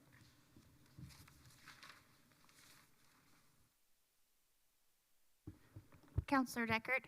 Yes. Counselor Feidel? Yes. Counselor Hawk? Counselor Henry? Yes. Counselor Wiltz? Yes. Counselor Iverson? Yes. Counselor Crossley? Yes. Motion passes 7-0. Okay, thank you. And next item? All right, we've got another one where we need to change the number first, then we'll get to the vote. Council, as the Sheriff's Office and Auditor's Office have continued working on this grant funding, it has become necessary to amend the Sheriff's Office request for this fund-to-fund transfer. The total will move from $52,680 to $10,975. Second. Okay. Anything anybody else would like to add to this item? Nope. Council, do you have questions or comments on this item? So this just reflects the same money we just okay. Yeah, got it. All right. Any other further questions or comments? Nope. All right. Oh, yes, Councilor Decker. I just have to say, sometimes when we get into this level of hitting it from this many sides, I wonder if we need an agenda crasher investigation, because this thing, I mean, my God, we've done 19 different rounds around this same thing, and I'm not completely convinced that the public is well served by it. But anyway, I'm glad to see it. This is it, I think. Yeah. Okay. And seeing no others, if there's public comment on this item, you can come forward to the lectern here in the Nat U Hill room or raise your hand via Teams. And seeing none, may we please have a roll call vote? This is a roll call on the motion to amend. Counselor Feidel? Yes. Counselor Wiltz? Yes. Counselor Deckard? Yes. Counselor Hawk? Counselor Henry? Yes. Counselor Iverson? Yes. Counselor Crossley? Yes. Motion passes 7-0. Okay, thank you. All right, last one, here we go. Council, I move to approve the Sheriff's Office request for a fund-to-fund transfer of cash from Fund 1000-0005, County General Sheriff, to Fund 8193-0000, MCI Grant 20.616, in the amount of $10,975. Second. Yes. Is there anything else that I'm missing right now? So I'll be the, We are repeating ourselves. Well, Again, right? So this is the motion to do the fund to fund. The previous motion was to amend the amount, which was on the agenda as, okay, so we only approved that. Now we're Yes. gonna go back and do the others. yes, so we amended the amount, and then this approves the fund to fund. All right. And then after this, we are all finito. Yes, and Okay. the reason there's these amendments is because we had a meeting today at noon, or at 10. And then we realized the amounts in the agenda were needed corrected. So we had to amend them all and then approve the underlying motion. I appreciate you finding that and correcting it, so, or else. work in progress. They would've came back and you had to do it all over again. Yeah, county government. All right, anybody else have any questions, comments, or concerns on all of this? No? All right. Public comment, you can entertain us by making public comment. You know what to do. And seeing no takers for public comment, can we please have a roll call vote? This is a roll call on approving the fund to fund transfer in the amended amount of $10,975. Counselor Wiltz? Yes. Counselor Henry? Yes. Counselor Hawk? Yes. Counselor Feidel? Yes. Counselor Deckert? Yes. Counselor Iverson? yes. Counselor Crossley? Yes. Motion passes 7-0. Okay, thank you, and thank you. Thank you. Thank you. Thank you. Appreciate you guys. You're very welcome. Have a good night. All right, next up is the meat and potatoes of the rest of our agenda. Council, I move to approve Resolution 2025-48, 2026 County Council Meeting Schedule. Second. Okay, Ms. Turner King. So at the last council meeting, Ms. Shell presented 3 calendar options to council, and this is to adopt one of those calendar options. So I think first, what needs to happen is council needs to identify which calendar option they would like to attach to the resolution as an exhibit, and then you would move to adopt the exhibit. So as a reminder, and I can display these calendar options if you like. Calendar option 1 is your standard calendar for county council. It has 2 monthly meetings with no deviation. So I would point out in this option, you have a meeting on November 24th, which is Thanksgiving week, and December 22nd, which would be Christmas week. Also is the budget calendar and the PAC calendar. Now, in all of the calendar options, I think the first thing I would like to request or clarify is, 1, is it the will of the council to keep the meeting time at 5 p.m.? This was the first year we moved it to 5 p.m. Previously, it was 5:30. Ms. Schull had requested that I confirm what time you would like to go with. I guess it's if we go with this particular. Well, you're going to have to establish the time for any of the options. Okay. Right now, all of the calendar options reflect a 5 p.m. start time for county council meetings. Okay. Okay.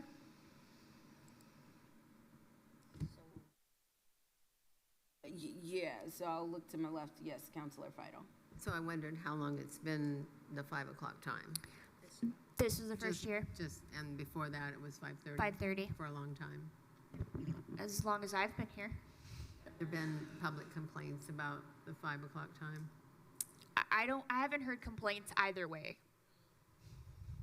I remember one where someone said, I do not have time to get home and then get on Teams for your meeting. Okay.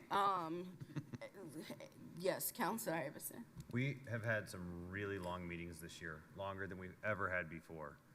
I'm really nervous about making our start time later for that very reason. I would vote to keep it at 5 o'clock. I agree. Yes, Councilor Hawk, I saw your hand up. Well, I mean, I'm sorry, but I mean, somebody just said what I was going to say. I mean, if we don't get out of here until 11 o'clock, if we don't start at 5:30, well, then we get to stay till midnight. Now, I'm pretty good about saying that since, you guys have already said the pledge when I walk in here. But since I have to come so far away, that's my only excuse. I just think we should not do it later. There was reason why we wanted to do it earlier, and it wasn't just for our benefit, but it was for the departments, because many of those departments are still here at work until 4, and then if we don't start at 5:30, then it's a very long day for them as well. And then you have people that need to have flex time to make up the time. So, yeah, I get it. As I work in another government entity where I do something very similar.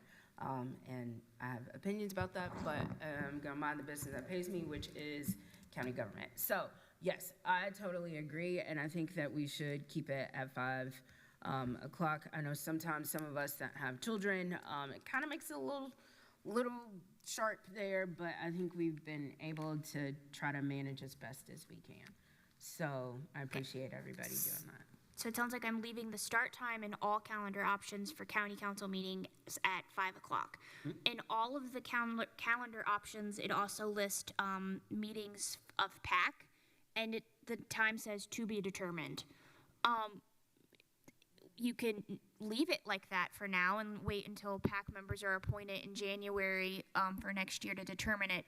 That just means that we'll have to advertise the PAC calendar separately, or advertise every individual meeting.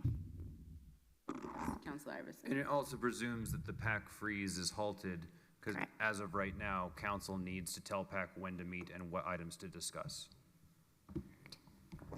Yes, Councilor Rhodes. Why does council need to tell PAC to meet each time? It's because the resolution paused PAC meetings.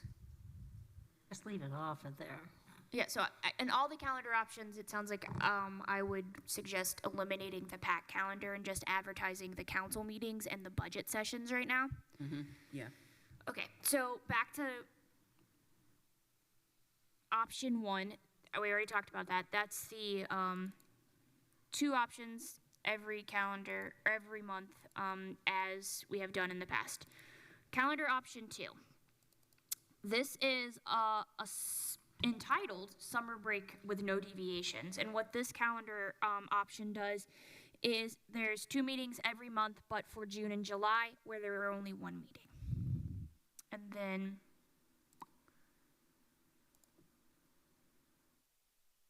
calendar option 3 is a deviation in the sense that there are 2 meetings a month, but for May, so there would only be 1 meeting in May, 1 meeting in June, 1 meeting in July, and then 1 meeting in November and December. There are dates on these calendars that say tentative, and I think that's confusing for departments and public and everyone else, and so I think you either include those dates and commit to having them, or exclude those dates and don't have them. If you include them and you decide you'd like to cancel those meetings, we can cancel accordingly. Or if you don't include them and you want to add them, we could do so. I think adding them in later is more difficult than eliminating them when they're already at it in the beginning. I did want to share, I did receive, so as you consider what calendar option to adopt, I did receive some concern about council potentially having months where there's only 1 meeting. And I wanted to express that because I told the department that I would. So the concern is that, during budgets, there were reductions in 2026 budget lines, which could potentially increase the likelihood of needing an additional appropriation or a category transfer. With canceled meetings, there are less opportunities to request such. Currently, the deadline for an additional appropriation is approximately 13 days in advance of the meeting, and it's only a longer wait if there are months where there are only 1 meeting. So, for example, the deadline for the May 12th meeting is April 23rd. if a department had a need arise on April 24th, so after the additional appropriation deadline, the next meeting, if the second May meeting is canceled, would be June 9th, and that's a 31-day wait. And I think departments are concerned, what happens if, during that 31 days where they can't get an additional or a category transfer, if they can't pay a bill, if there's a late fee, things of that nature. Okay. So therefore, like, according to that, then technically option 3 is a bit of an issue. Is that? It would create an issue with option 2 and option 3 because in calendar option 2, there's only one meeting in June and July. Okay.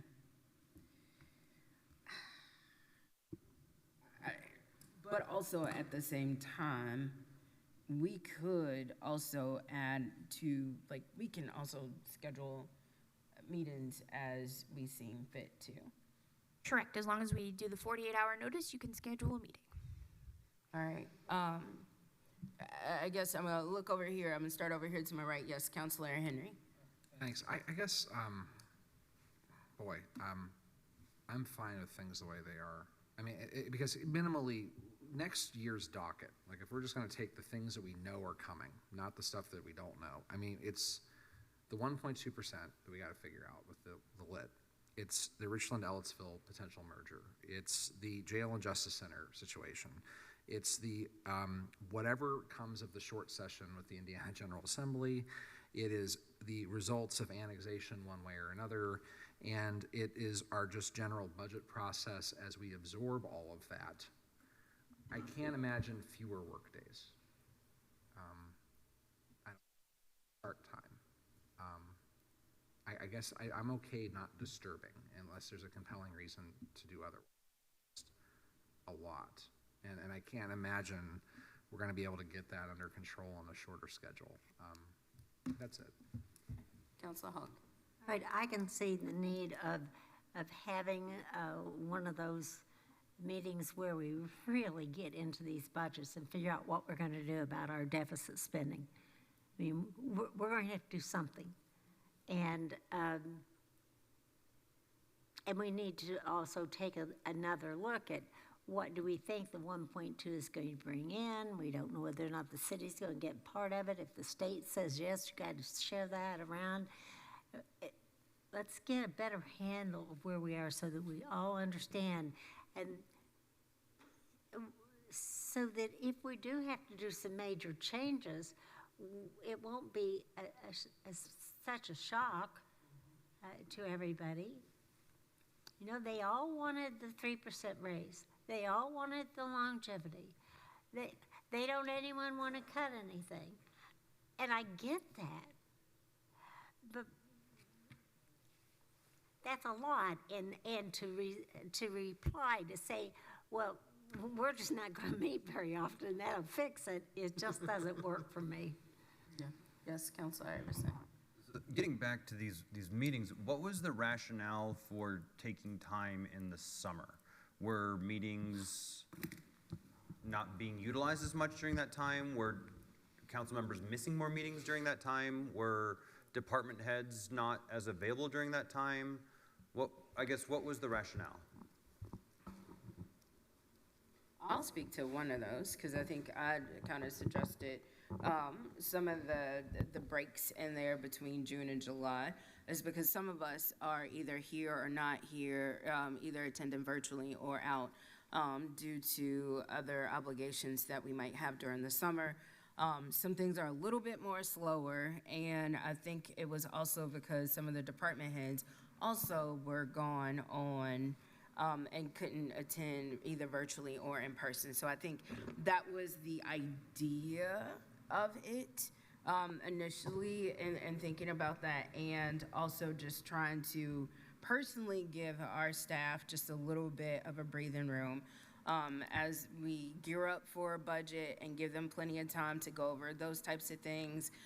We could take that time also to meet with as liaisons to departments to go over budget items as well. So that, you know, yes, it might look like a break, but there's still work that will still be happening for those of us who will still be around. So that was, I think, my thought process of it. Again, I'm not married to it, or, you know, and if council staff could, you know, if there's anything I missed to add to that, that's, you know, something that we were thinking about. Me. Yeah. All right.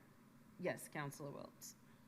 I tend to agree with Councilor Henry and Councilor Hawk on the need to maintain our current frequency in meetings, given it doesn't look like the workload's going to let up. And I appreciate the concern for maybe giving staff a break. I don't have a better way to do that, but I think we'd be doing a disservice to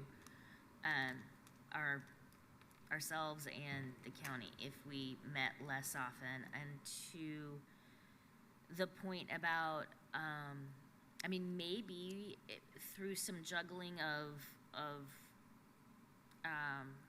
scheduling, agendizing, and that kind of thing, maybe we can focus a little bit more ahead of August with some meeting time for really getting into budgets. I know, I think that's important. I think the long-term finance committee could really. All right.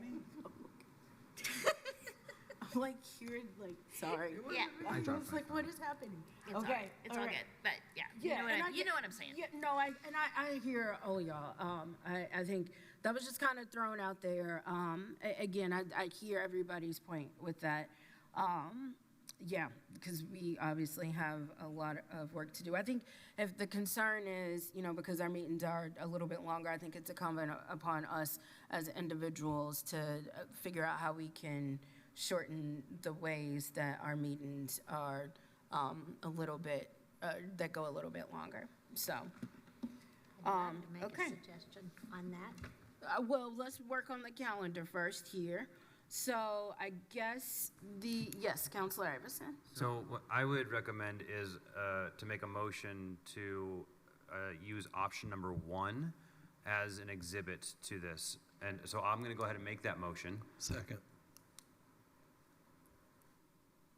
Okay, and so the motion was to adopt option 1 as our official calendar for 2026. And the exhibit as currently presented does include the PAC meetings. And I think you could eliminate the PAC meetings, but I'm going to kind of jump ahead into the resolution, because the resolution says the PAC's meetings will be held at time, it says noon, in a hybrid fashion with the standard language. But then it says the council delegates to the PAC chair the authority to address any scheduling amendments necessary for PAC meetings, including scheduling, rescheduling, and canceling meetings accordingly. So you could leave that that PAC schedule in there, identify a time, and if the PAC chair, whoever that may be, and whoever's on PAC says this time doesn't work for us, we would just re-advertise them. Yeah. Or just leave it off of there altogether. Well, yeah, okay. And the only other thing that I add to the schedule is if folks recognize we did move up Sophia, in all of them, but Sophia Travis did move up because this budget purgatory that we were in, plus a lot of the items that were needed with Sophia Travis, plus we also had a new employee that started with our office. There was a lot of moving pieces with this. And so while everybody adopted very well and who has done a really good job with that, it was just a lot for all of that all to happen at one time. So I'm glad we were able to kind of scoot that up. Yes, Ms. Turner-King. Just to clarify, the Sophia Travis calendar is not going to be in this exhibit. It's going to be in Resolution 51. It's in the next resolution. Oh, that's right. Okay. I'm looking at it all and yeah, sorry. Okay. Yes, Councilor Iverson. Included in option number 1 is the budget session schedule.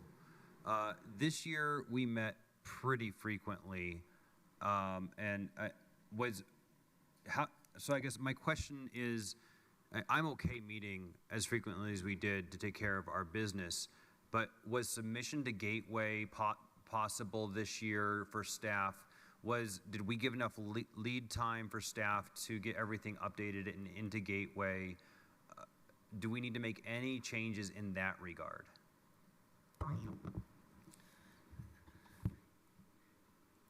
If I may reply, I think there's always ways to improve efficiency and so forth as we, proceed with maybe an updated procedure. It is really hard, the turnaround time to, the council office has their, set of duties, and then my office in turn has ours, and we need to reconcile together. So that does provide a little bit of a time crunch, but we do reconcile and ensure our numbers are correct, but more time is always better and allowing us to, do better audits, if that helps at all. Well, I asked, and that's the answer. All right, so we got a motion and yes. And so it sounds like the motion's to adopt calendar option 1, and I have 3 very specific questions about that calendar option. So 2 meetings a month. Put it back up. Can you put it back up on the screen? Thank you.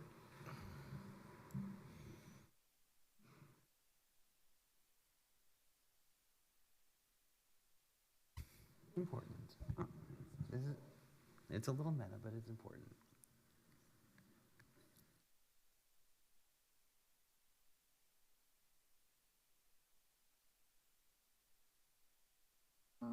What did I do with it?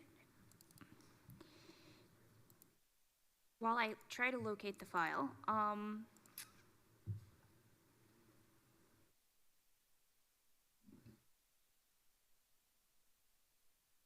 so my first very specific question is, this has 2 meetings a month, and I'm looking at November and December. So if you follow your normal schedule, the meeting's November 24th, which is the week of Thanksgiving. This year, we moved it up, which resulted in back-to-back meetings. So do you want to leave it November 24th, recognizing it's Thanksgiving, or do you want to move it up a week like we did this year?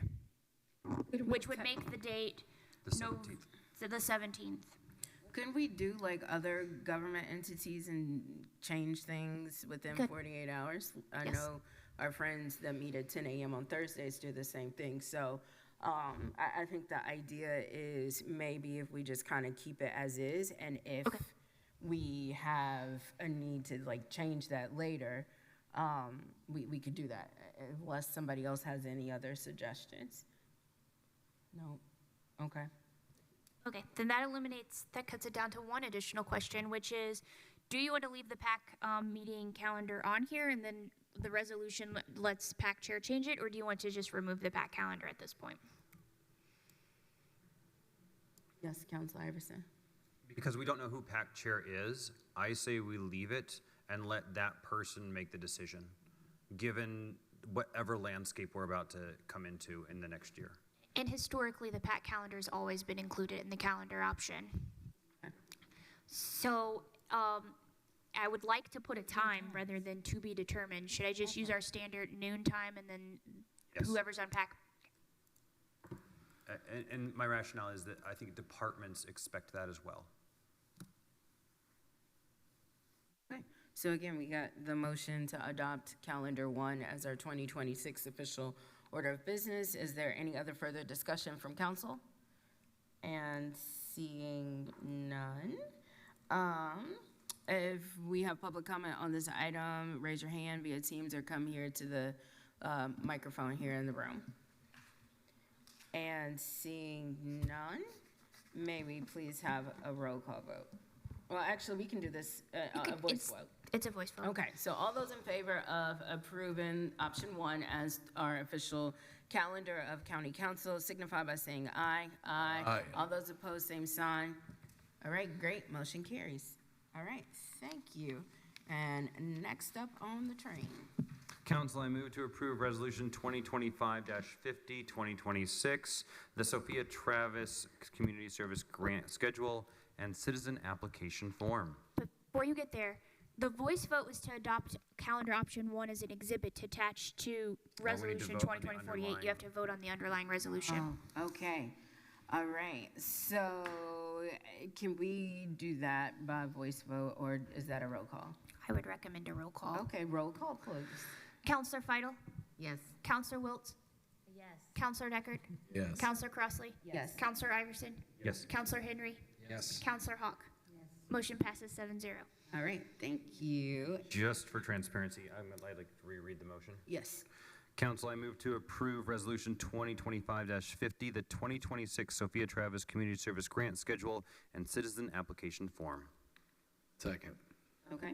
And is there any other further discussion? Ms. Turner-King, do you want to talk to this?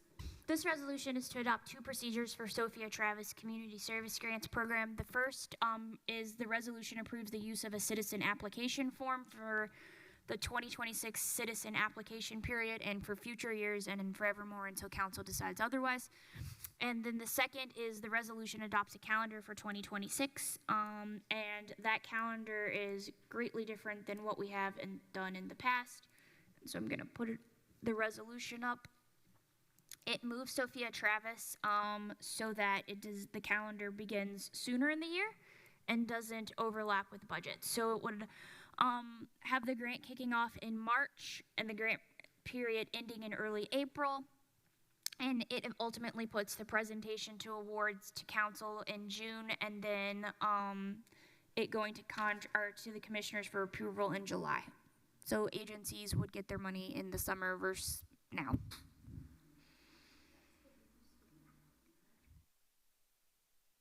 All right, anybody here have, yes, Councilor Henry. Thank you. I have, I guess, a procedural question, seeing as we're looking at the Sophia Travis process here. I was on a council when the council had made an effort to override the decision of the county commissioners to fund the BEDC, which was an activity you all did, kind of in response to the commissioners not fulfilling that obligation. It's probably worth bringing up that we just went through a similar process with the Sophia Travis grant process where the commissioners did not fulfill an obligation that both the committee and this body as a whole approved. What, if any, mechanisms are there that are similar to what you all did with the BEDC that we could do in this process to assure that the will of the committee and council is carried forward for potential recipients of the funding that we provide? What do you think? Are you asking this question in general or specific to this instance? Could potentially be in addition to this resolution to add additional provisions. I mean, I think there are 2 ways to structure Sophia Travis. You can do it as a grant like we currently do, which requires a contract, which requires commissioner approval. You could do it as a donation, which I would not suggest. I'd want to check with SBOA to see how they feel about that process. If you do it as a donation, like we did with the BEDC, there's no regulation, like we're just giving the agencies the money. But also that process requires commissioner approval of the claims. So either way, you're going to require commissioner approval here. And yet they didn't reject the claim when the BEDC went through last time, right? They did not reject that claim, but So they once could it was redecided and went back across the desk, it went through the second time. Is that the way to understand that? The claim was approved. Ah. For food for thought today, I don't know if we can solve that today or not. It was a very different cadence to how that all worked, too. It was a much longer, drawn-out back and forth. Okay. Go ahead. I will say there is a statutory process that allows if a commissioners reject a contract, but the problem is that statute requires it to be a constitutional officer and a constitutional duty, which Sophia Travis would qualify as neither. And we're not. You're not a constitutional officer either. But in that sense, the statute was like if the sheriff, submitted a medical contract and it was rejected, then there's a process for him to get that contract approved. So Council S is basically SOL on what just happened. I think we could brainstorm ways to prevent what happened, but I don't know that you want to brainstorm them now, unless you really want to. I only raise it here because if it's easy to insert in the resolution or not, it sounds like it's a whole separate resolution. I think that ordinance that established Sophia Travis, not this resolution. Okay, because the other thing that I kind of wanted to get into with this, and I know we're with the schedule and the whatnot, is we, the committee just did work. That was approved. Council approved it, majority. Actually, all of us all unanimous approved that funding for Seven Oaks. And then we get to last Thursday, and then there's a moment where it was separated, and therefore 2-1 commissioners, Commissioner Jones and Commissioner Thomas, with Commissioner Thomas making her claims as such, changed the way that the committee did it. And we had our meeting last Thursday or Friday, and we weren't all too pleased with that process. I think it was very frustrating to go through that. I know one of the big things is Councilor Iverson actually had brought it up while we were talking about those conversations. They qualified for it, number one. Two, the committee said yes, and council all said yes. And then we get to Thursday and we're at a governmental halt, like the shutdown. So, that was kind of frustrating, to say the least. It also looks like vengeful government, to be honest, with that. And that's just a little frustrating. Once again, I personally feel like council is not respected in their right and the way that we do things.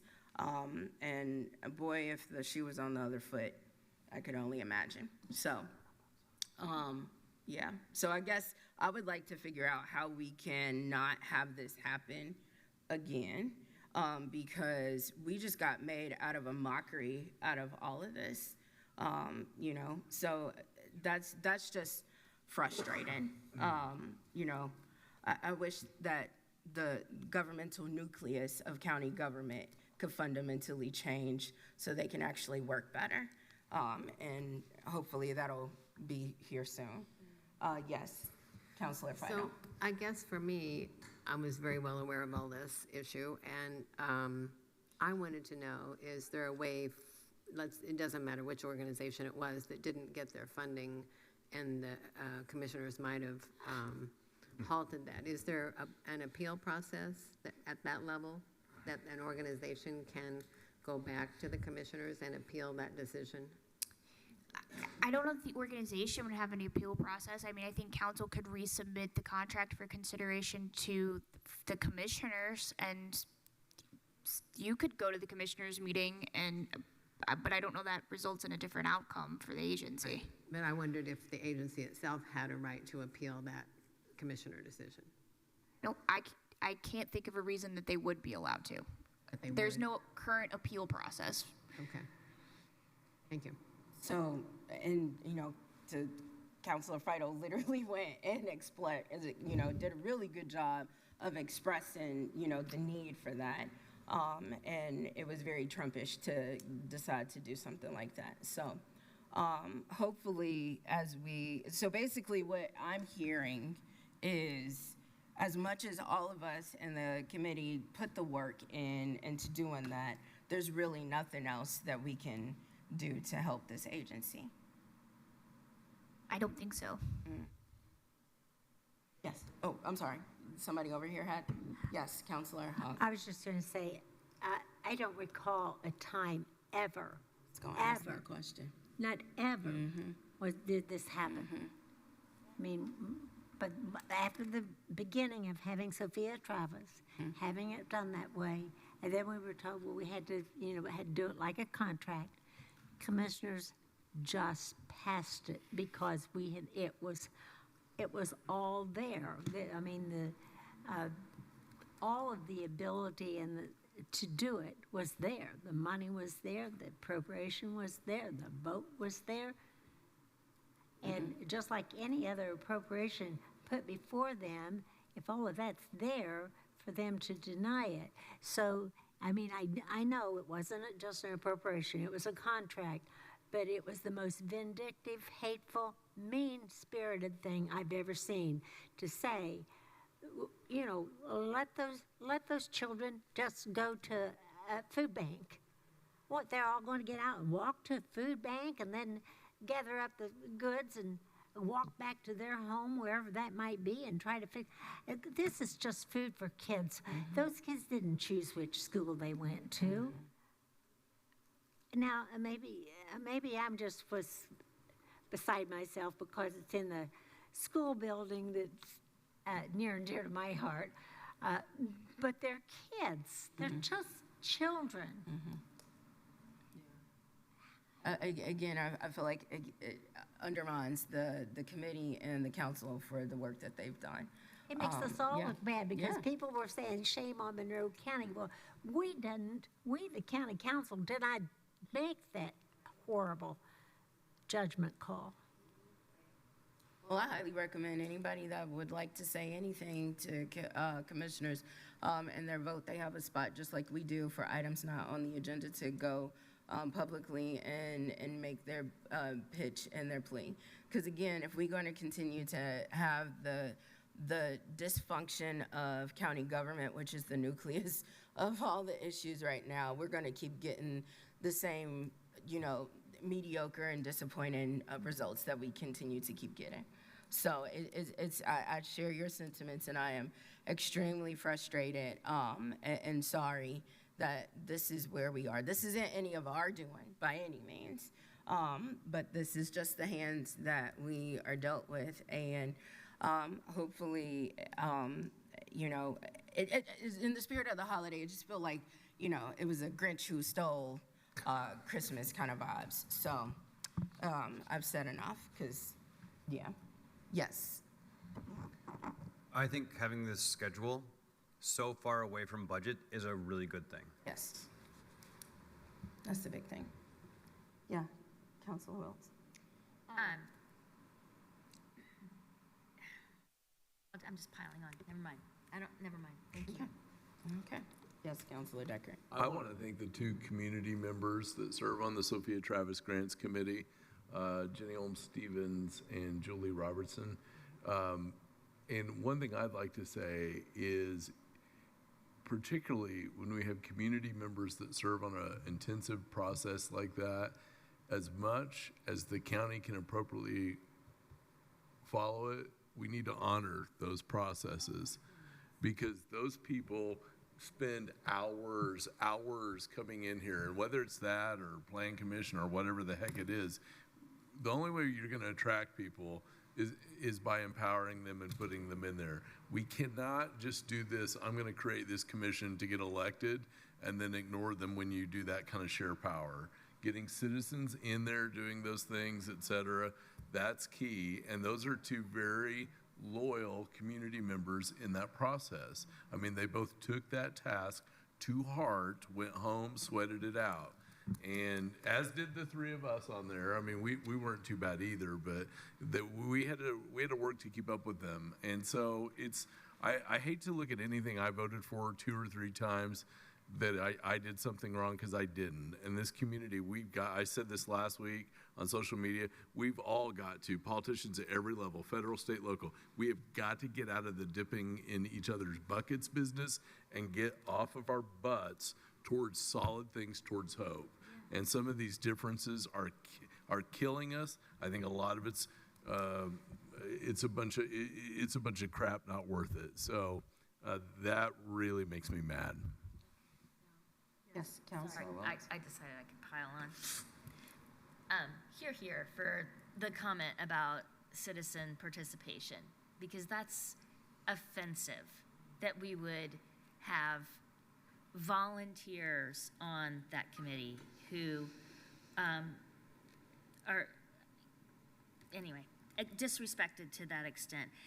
What I was going to say before, too, is I understand that there were 2 charter schools on the list, and that was different, unprecedented as far as I know.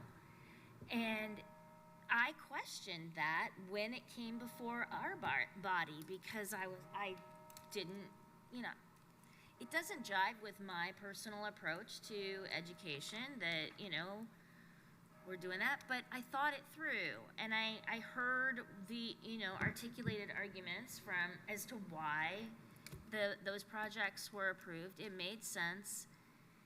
At no point should your personal feelings about individuals or an organization's past behavior that, you know, may or may not have worked, you know, for your agenda, get in the way of feeding children and incorporating our community in something that is fundamentally good, like the Sophia Travis grants. Sorry. Great. I'm done. All right, thank you. All right, so without that being said, we'll move on and appreciate all the comment and feedback from counselors on this. If there's public comment on this particular item, you can come forward to the lectern here in the Nat U Hill room, or you can raise your hand via Teams, and definitely got a hot hand that just got raised. That was a record. So again, you can state your name for the record and unmute yourself, and you'll have up to 3 minutes. Hi, Council. This is Eric Spoonmore, President of the Greater Bloomington Chamber of Commerce. Certainly support this motion. Hope you all will vote for it. Anything that we can do to enhance processes, especially with our social service grant programs, I think is important. And just also wanted to say that really appreciate your comments here tonight regarding that unfortunate decision that was made with the Sophia Travis grant to Seven Oaks. You know, I saw the news reports on WRTV. I read the local news reports in the media about it. It was very unfortunate. And, you know, we know in the business community that the county council put a lot of effort and thought and work into those decisions for the grants.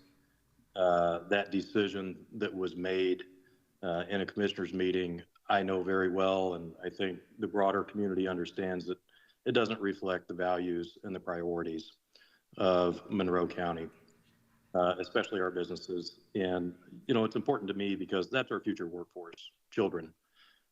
We need to do everything we can as a community to support our kids and give them that support so that they can be the most successful adults possible when they're out of school. So I appreciate you thinking of our future workforce.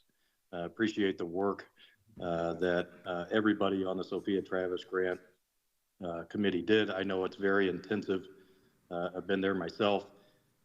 So keep up the good work and appreciate all that you do. Have a good evening.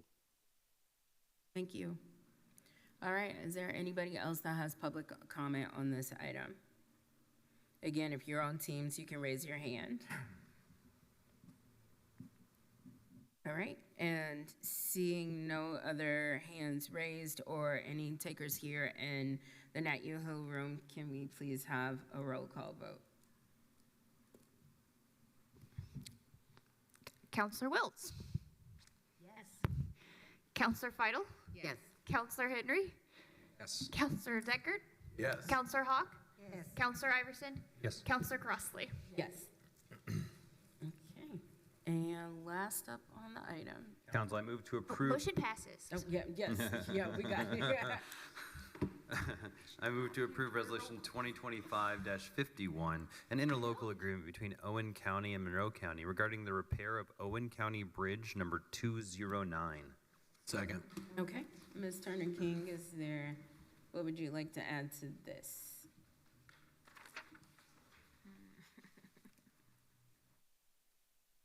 This resolution is to approve an interlocal between Monroe County and Owen County for bridge work to Owen County Bridge 209, which is located on Owen County Line Road. After inspecting the bridge, Monroe County and Owen County jointly determined that the bridge is in need of repair. There's an approach on each county.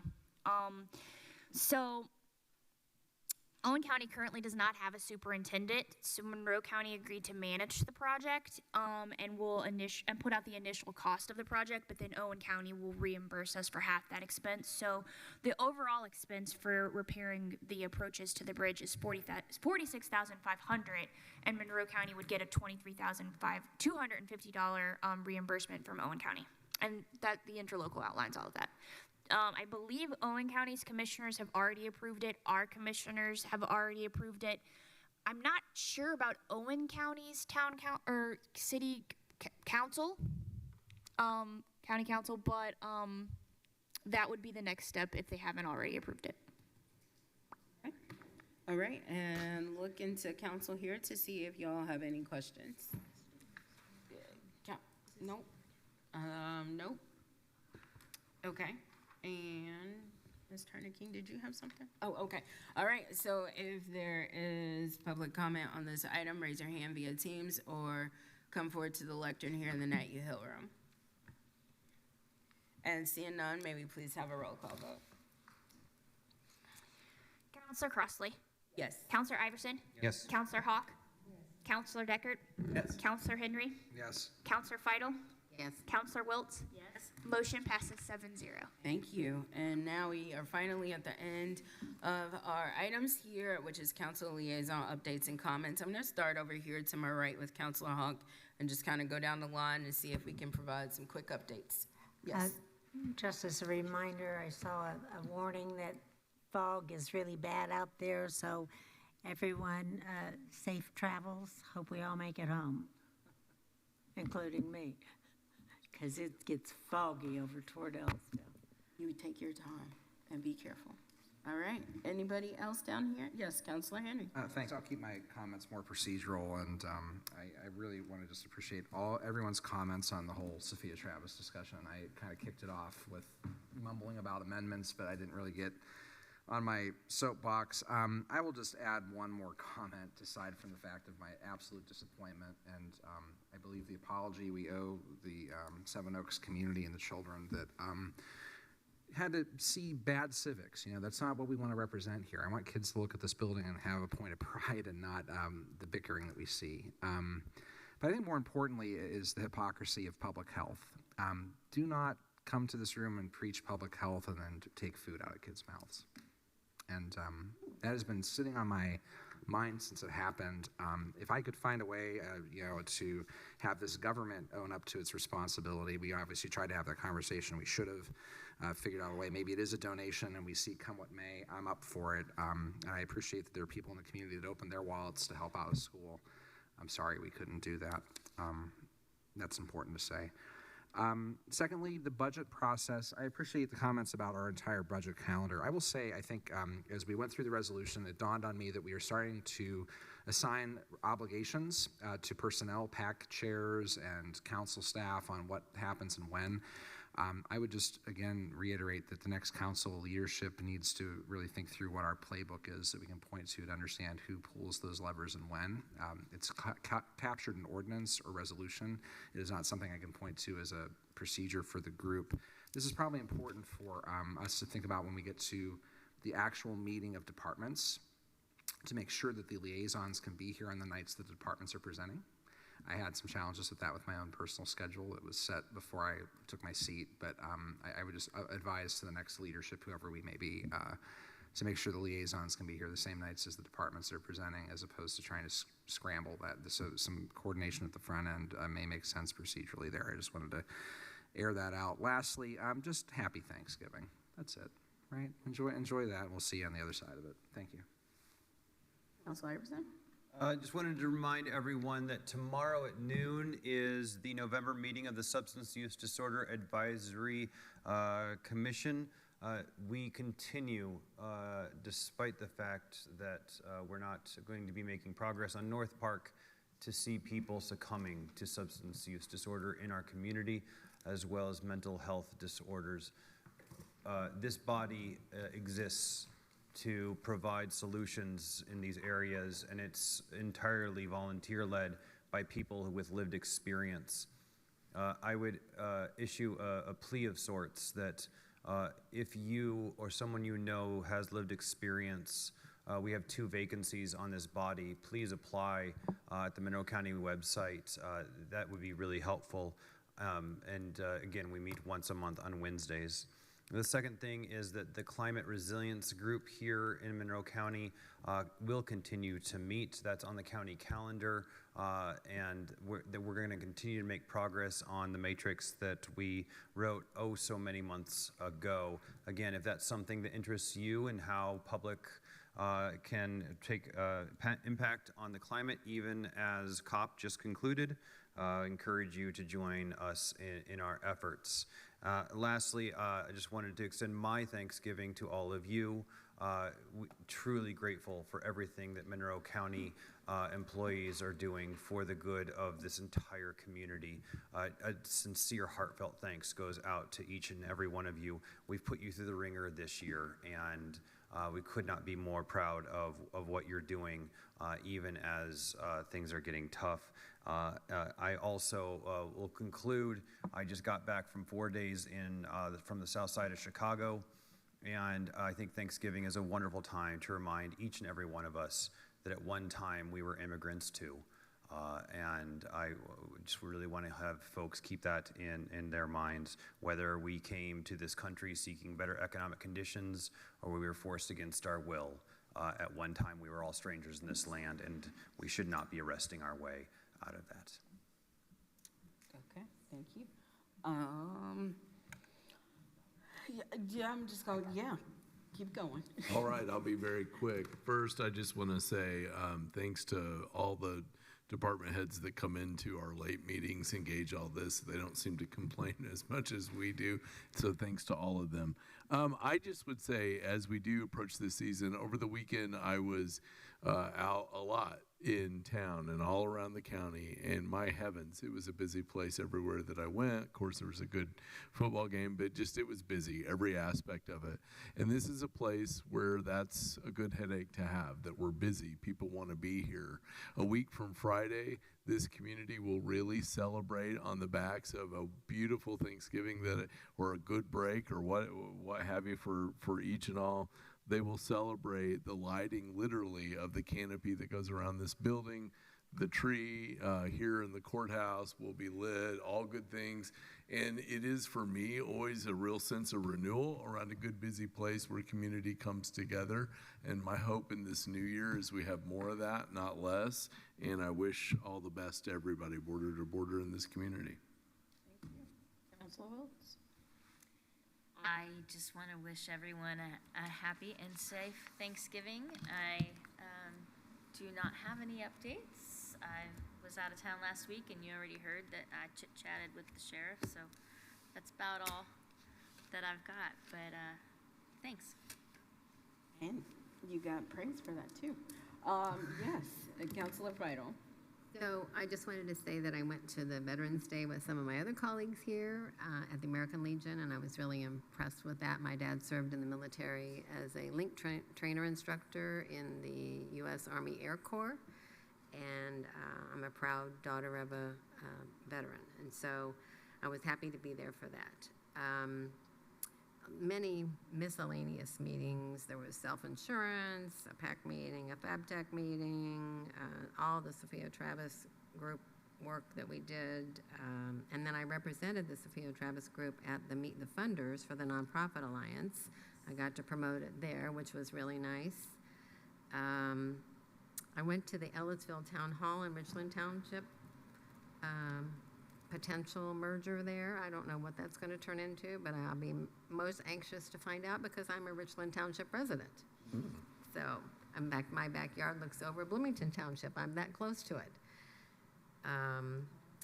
So then I listened to the League of Women Voters pre-session preview of the 2 legislators were there, Shelley Yoder and Matt Pierce.